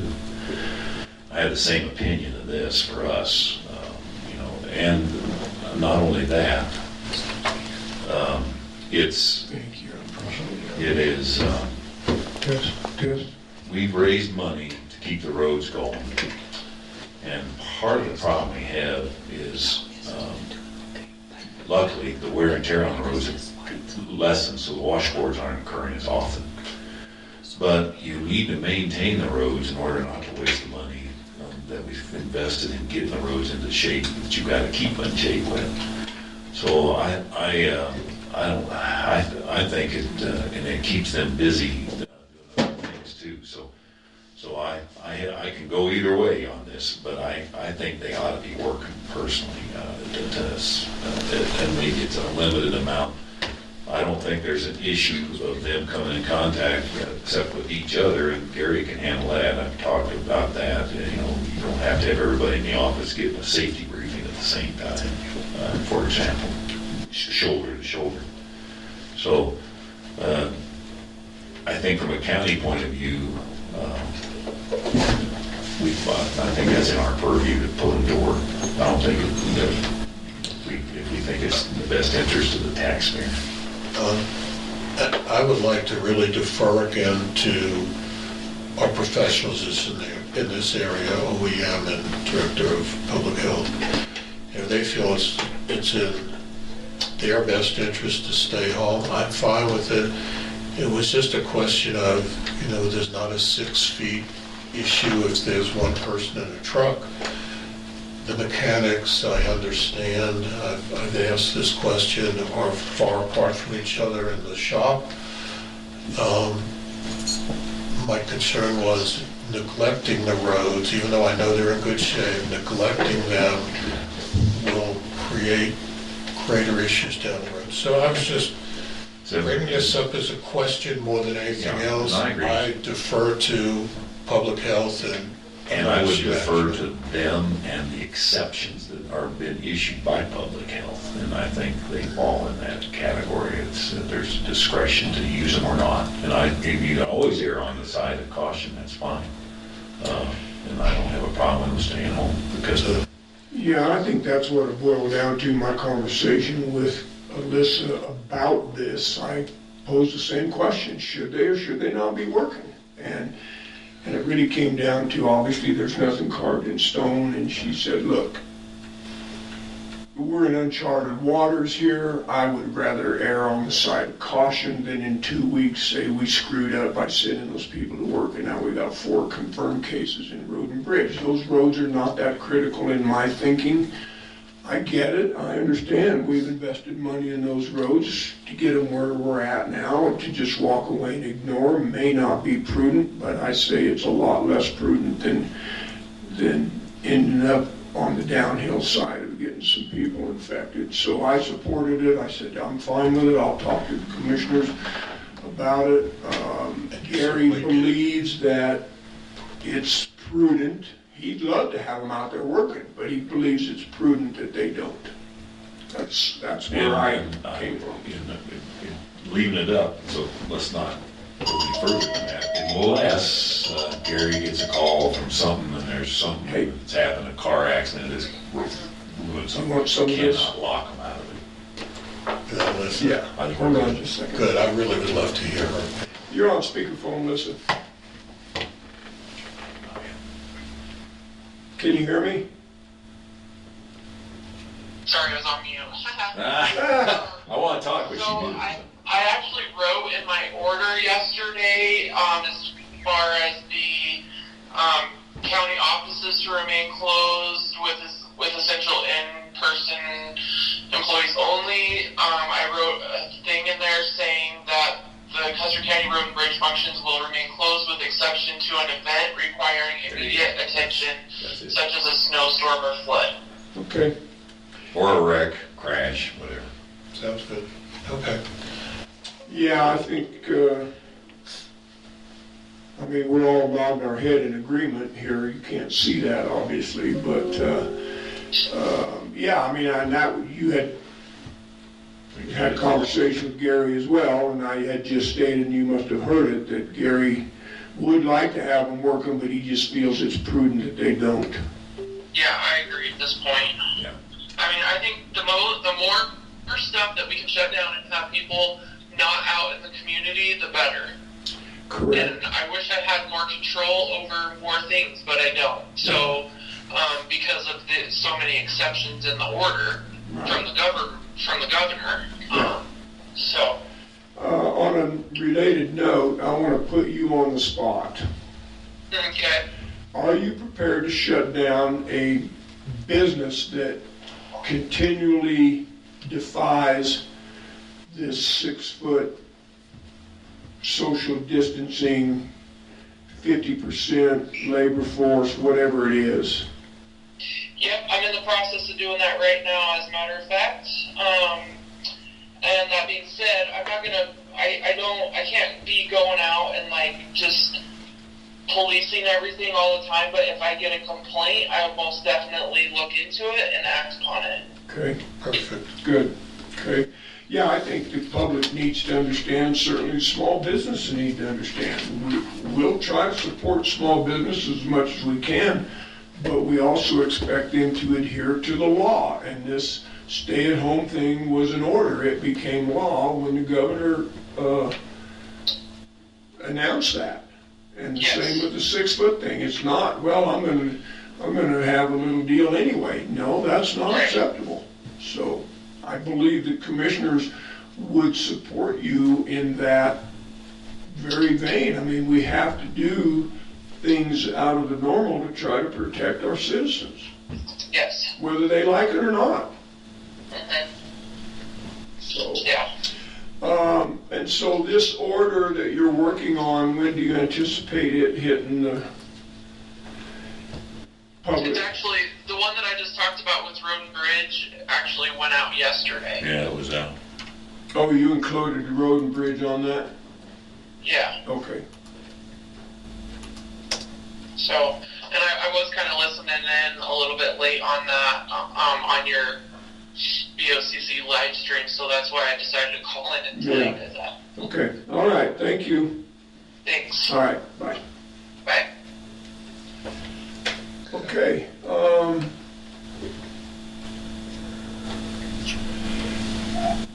Commissioner Candy, you had something else? Yeah, I got something I meant to bring up in the beginning.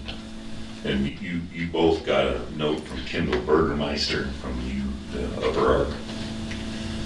And he sent out a letter on Friday that had to do with the new filings that the court's got, and they're going to dismiss a bunch of things.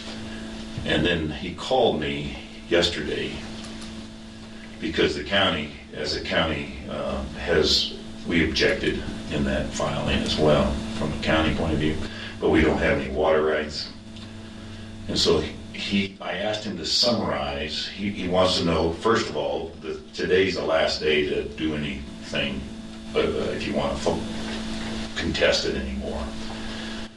Except that he thinks he can get it.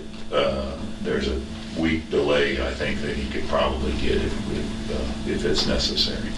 So I asked him to give us a summary of what he's asking, and that's the second letter he gave us at noon yesterday. And it shows where we have not been, actually we've missed a lot of deadlines as if we were objectors to the case. We haven't been doing anything. We missed one deadline. He's got 3 down there.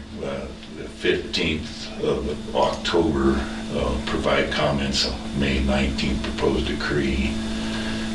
11/29, we missed provide the initial disclosures. And then on the 25th of March.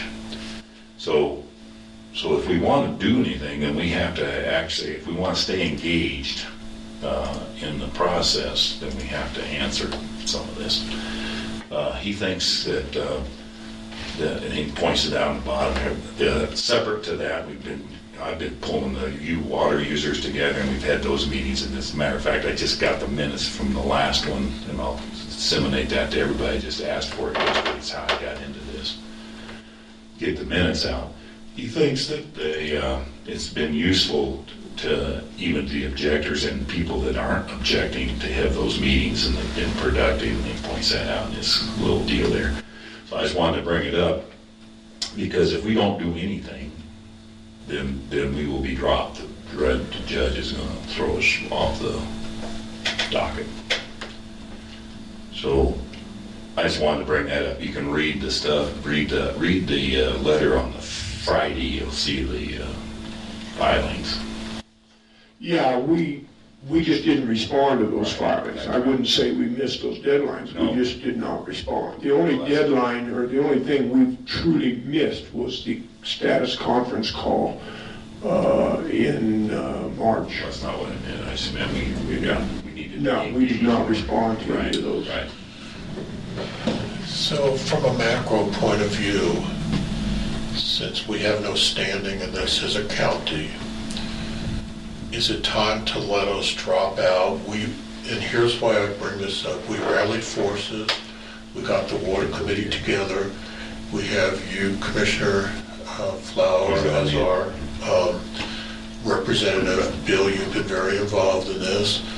I've been involved in it.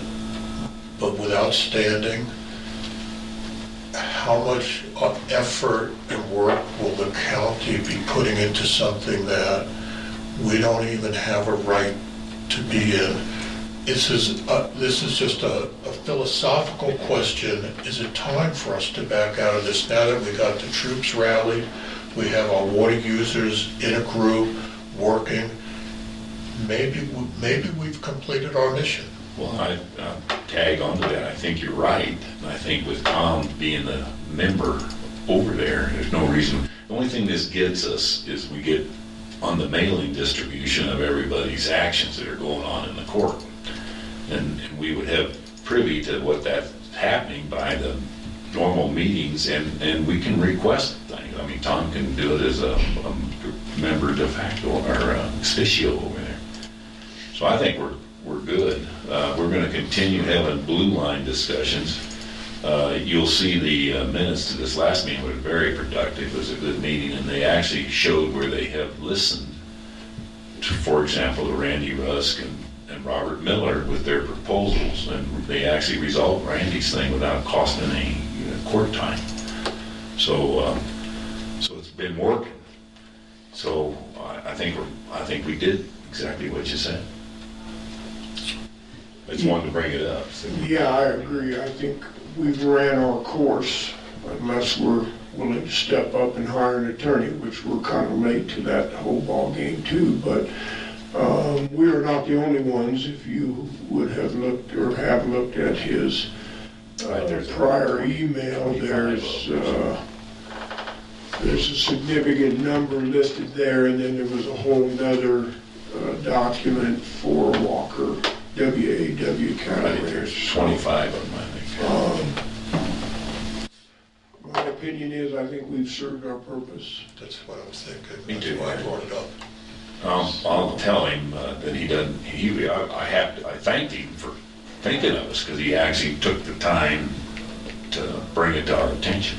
But we could ask Mr. Burmeister if he's willing to just keep us in the loop when there are filings, just so we could read them and see what's going on, just as an interested party. Now, I understand if we remain a party to the lawsuit, we're entitled to it. We're not entitled to it if we drop out. But he certainly could share whatever he gets with us if we request it. I mean, Sure. that would be his It option. would be the same thing, and I agree. Because you could sit in one of their board meetings and ask for the same stuff as a private citizen if you wanted to. Yeah, you may get charged for it. So That's right. They're I bet they incurring would do it. significant financial burdens to provide all this documentation. Yeah. So I wouldn't be surprised if they say, you know what, if you're not an opposer, no, you're not. But this conversation can be had. I can ask him. Yeah, if we do nothing, as I understand the last motion filed with the courts, We're out of it. that for the above reasons, the Water Conservation District requests that the court enter an order dismissing statements of opposing from the people named above. That's right. So, But he gave us it was nice of him to do that, I thought, because he gave us an extra week if we wanted to fool around with it. as a commissioner, I believe we've done our due diligence, and I'm willing to let us be dropped as a Poser, I don't know. Clint, if we need a motion to that effect, or, You can't do it today, it's not on the agenda, but no, you just inaction is just all let it that's happen. required now. yeah. As far as staying in the loop, can't you request that through Upper Ark as a member of Upper Ark? I mean, You can. well, that's what I mean. Yeah, we probably could. I'm just saying, as an opposer, we're probably not entitled to it. He may provide it, but And that's, yeah, I'm just saying, Yeah. But I think, without having to ask I to can pay certainly for And it. I really believe, given the fact that we got after them, because the whole thing amount of the communications, they're sensitive to making sure everybody hears things now. I think you just bring it up, ask them to keep us in the loop will help. I'll ask Kendall too. my understanding is all the pro se opposers are going to get dropped.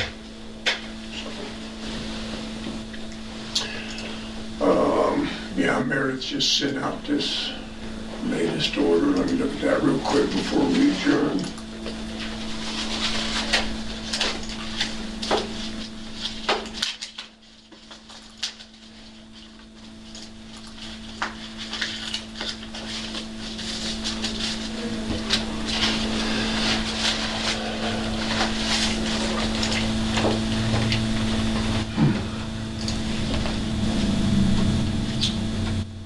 So the other thing I had before we adjourn to was the format of our next several meetings. I'd like to have that discussion today and make a decision about how we're going to move forward. My opinion is there's no need for staff reports, number one. Go ahead, sir. This worked today to some extent. What we didn't have was opportunity for public to open their mouth. I understand that you mentioned this morning one of the press wanted to be part of this and we didn't allow them to come in. I think. Not true. That is not a correct statement, sir. Well, She was allowed to come in. excuse Not me. in She was asked to this meeting, stay not in in this to room. stay in. Oh, I thought you meant the courthouse. No, Oh, okay. stay in the hallway as opposed to coming into this room Correct, with us. yes. Sorry. And if I do say something wrong, you. That's all right. I just thought you meant Tell not me. allowed to come in the courthouse. Allowed but- to come into this room. Right. I think our computers have the capability, they all have cameras on them. Let me tell you what Westcliff is doing, and I'm not doing that for any reason other than I like their plan. They're using a company called freeconferencecall.com. We could use Zoom, I don't really care, I have no vested interest, but let me We just, already have. okay. We could publish the phone number of how to call in and be part of the meeting, and they can write in comments if someone has something to say, and that way we're engaging the public if they choose to be part of this. Obviously, until such time, and it may be a long time, we don't know, we're not going to fill this room with people. We're just not going to do it. It's not prudent, it's wrong. But I still don't want to conduct business behind closed doors. So having an open Zoom, for example, can allow up to 1,000 people in one meeting. If you don't buy the subscription, it's a 40-minute time frame on meetings.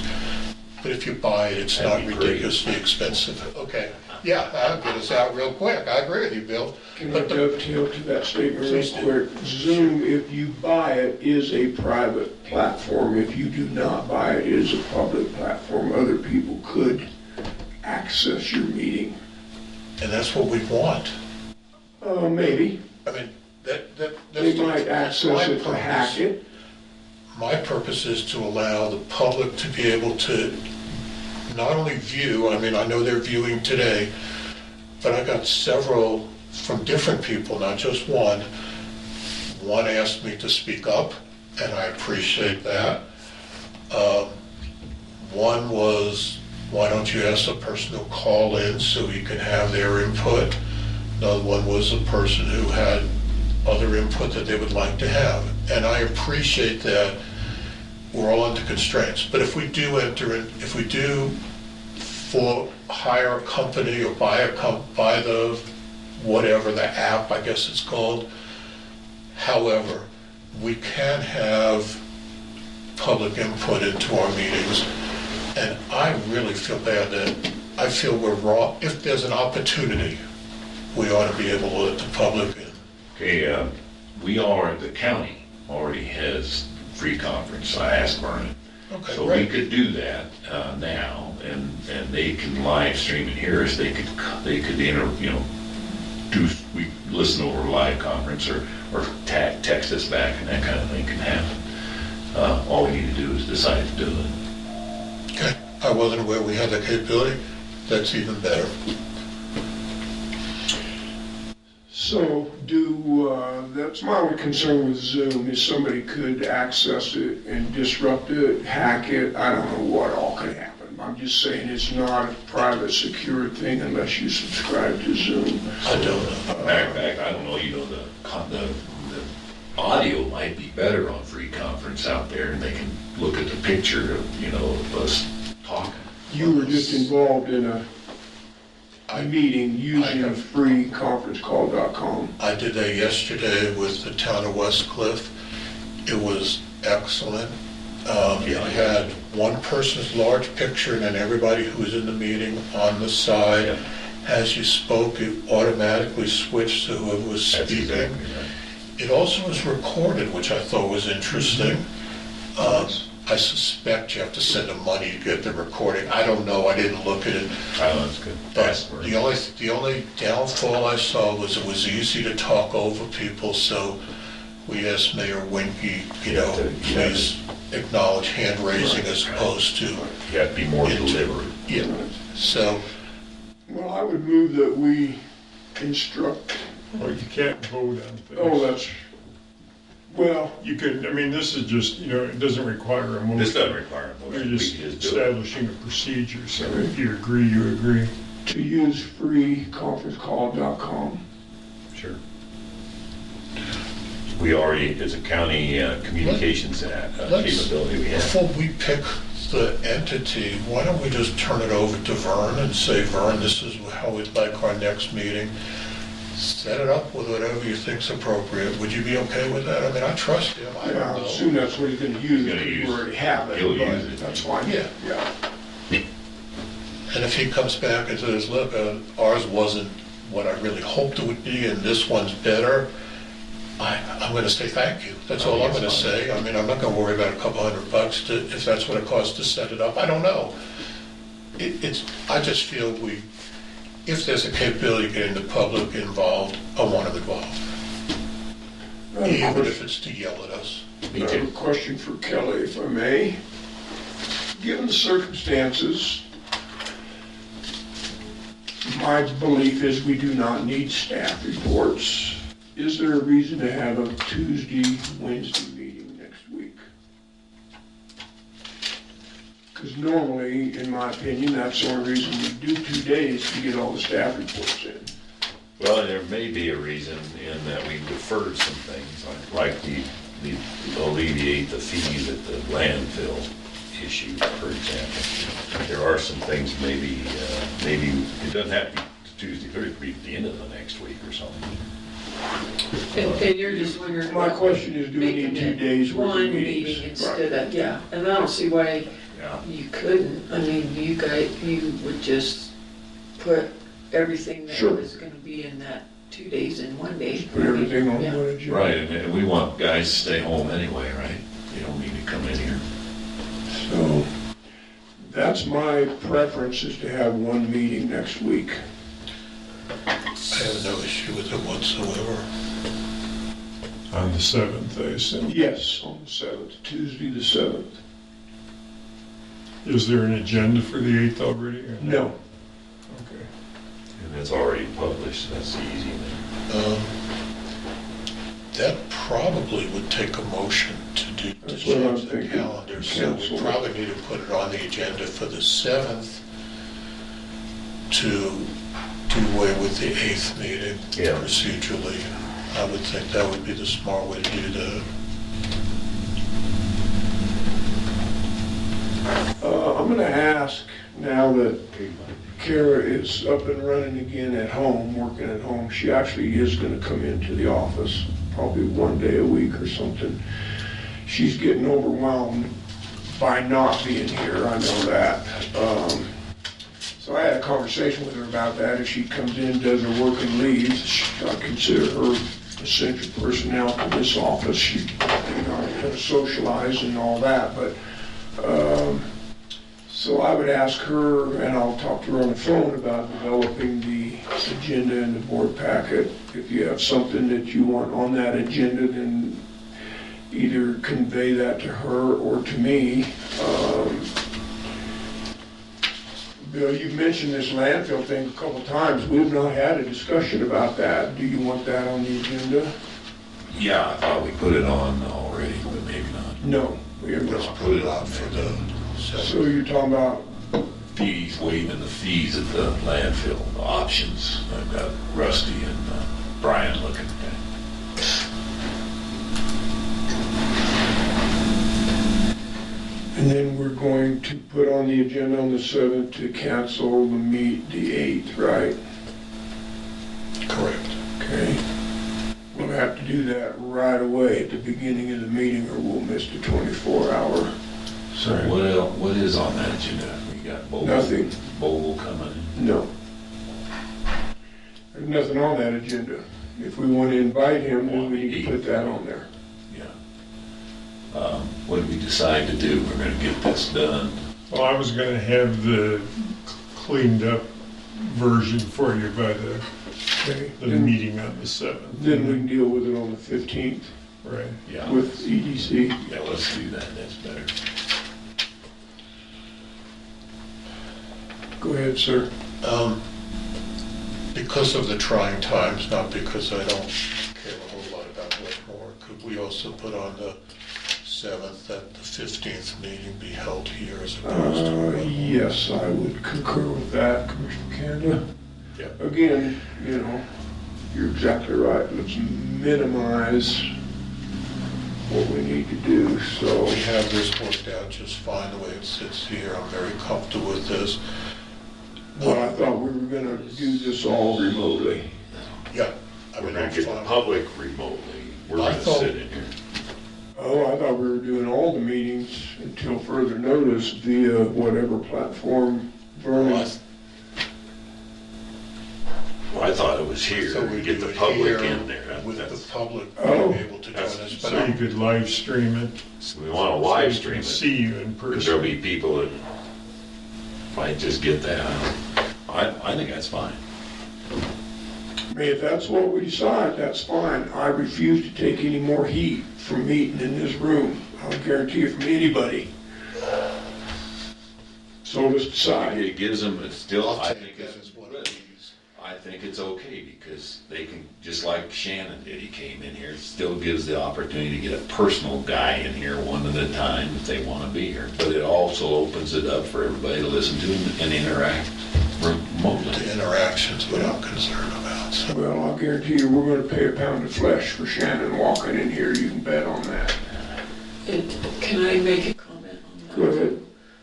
When you commented about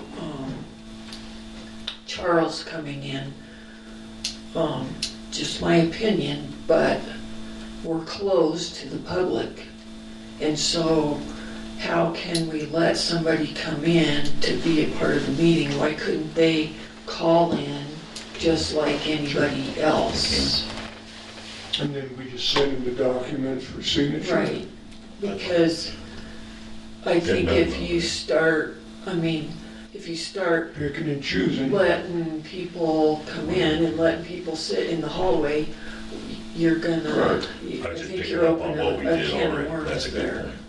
I'm thinking, So for landfill, you wouldn't actually have Brian and Rusty here, they participate by. I think you give us the options over the phone. speak right on the, if we have a program we used yesterday, they could just speak up. We have it on the documents. The little face comes up. Yeah, I think we have to decide, are we gonna allow people in or not? That's number one. I thought that was already decided, and the answer was no. We're not going to allow people in except for essential individuals, and we have those already defined. Press included. So, The press included, not welcome. Not going to let them in the building. absolutely agree with that, but I still want them to have an opportunity to interact. Okay? But they don't have to. I mean, just No, and as far as I'm or concerned, the press is a private depends on how- citizen who has the right to question us and see what's going on and be part of this. I won't do anything behind closed doors, I will tell you that. And if we say, like today, you didn't have an opportunity to have input, I'm sorry. I mean, that's just the way it is. You said it exactly correct, Chairman, when you said it's a luxury to allow these people to speak. We do not have to allow one speck of information to come from the public. However, that's not appropriate in my opinion. Just because we have that right it is not the right way to go. And I think as a board, we've set the precedent that we believe in that, right? Absolutely. Look how many opportunities for public comment. Exactly. So, we have but precedents. that being said, these are not normal times either, so, And that's why we need to adapt exactly. to try and do the best we can. No, So what you that's why can I'm do- advocating one of these We're companies. talking about what we can do to adapt. The President of the United States, the governor of this state have adapted, and they allow the press at 6 feet away to sit in. And we could do that even here or in that corner and get both presses in here if we wanted to. If you wanted to go the extra mile and prove that we care, we can do it that way too. I wish we had a bigger room. I do That's too. all I could tell you. I'm telling you, what- We would have what room to we've got space right people now. out. If we had a new justice center, we could probably make that have happen. room. Yeah. That right there is our effort to reach out to the community, and that's the live stream. That's why we're doing it. And I concur completely. It's wonderful. I love this idea. But I'd also like to have, I don't want to do away with public comment unless it's necessary. And I feel there's a methodology to allow public comment to come in. I won't disagree. Thank I think that we need to do that. you. So, by It's just like the consensus- President of the United States, he asks Sure. people to ask questions, and they do, they call in. So by consensus, can we ask Vern to come up with whatever he feels is best Well, we for already us did. to accomplish what we're trying to do? Yeah, I think so. That's fine. So the intent here is that the five of us will meet again in here on the 7th. I would think so. We are, unless the orders come down differently from the state or from the federal government, I will adhere to laws always. So unless that changes, I would say let's plan on doing what we did today. I feel very comfortable, except for one transgression potentially, that we have handled this appropriately. And I'll be honest with you, I couldn't see, I had no idea who was in the hallway. I had no clue what Sheriff Byerly was after, because I couldn't see around the corner. And As that soon was- as he indicated who was there, I understood, but until then, I That was didn't know what really that was about. mine. Yesterday, we started giving out the vouchers for the grocery store. We gave out over $10,000 worth of food vouchers yesterday. I also met with John Carroll yesterday to talk about, he's got a lot of food that he's willing to give to the public.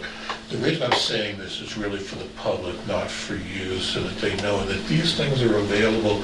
If you got laid off and there's going to be a time frame between you can get unemployment or whatever, there is mechanisms in this county from very generous people who are willing to help you. So, and I'm not selling anything, I'm just saying that. But the sheriff was there. We didn't know how many people would show up right at the opening, so he was maintaining order. And we talked about his new undersheriff, and I said, I think it'd be wonderful if you can introduce him. So I'll take the heat for inviting him here today. I probably should not have done that. The social distancing is the only issue with me. I understand. That's it. I Glad to meet him. I had not, because obviously been in the quarantine. The other thing I want to just put on the record is by governor's order and his exclusions, county governments can function. We have every rights within his orders to gather as we are today. That's right. We're exempt from his stay-at-home policy. I think we willingly adhere to the 6-foot distancing portion, but legally, I think we're exempt from that if we had to. Hey, Guy Rickland, how are we gonna get the phone number for FreeCon out there? Well, and that's So a everybody great can dial. Website It would have to be on the website if the and press is willing Facebook to. pages. We have 2 Facebook pages, so. You can get in the newspaper still. So Ask Vern to do that. we're making our best effort at very difficult times, and if some people are not, Well, it'll leave off. are still going to be upset with the way we're handling things, we've made our best effort, and that's all we can ever do. Mr. Kennedy, would you be responsible for visiting with Vern about getting that number published in the newspapers? I will. Thank you, sir. Appreciate that. I will coordinate with Kara. We will come up with the agenda. Again, if you want something on there other than what we've talked about, let me know. I, again, will probably not invite her to come to the meeting. I think this arrangement works good. We add one more person in here, we're kind of in trouble. Kind of squished. And I think she's okay with that. She just wanted to listen today because she's feeling like she's Absolutely agree. out of the loop, being quarantined as we were for 2 weeks. So I appreciate her concern about that. And then Vernon has done a good job of posting on the doors of the courthouse. There's no reason to post it on the bulletin board, because nobody can read it.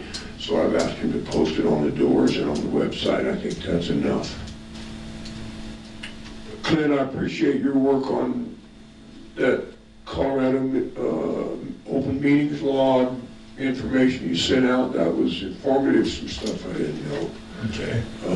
And I think sent out some information about that too. I know it's just me. You guys cannot be getting near the amount of emails that I'm getting. Gosh. I'm guessing 25 a day, and most, probably 18 or 20 of those are repetitive, same information from a different source, you know, but. Just since we walked in this morning, there's 27 in my mailbox waiting for me. Yeah, crazy. So, anything else, gentlemen?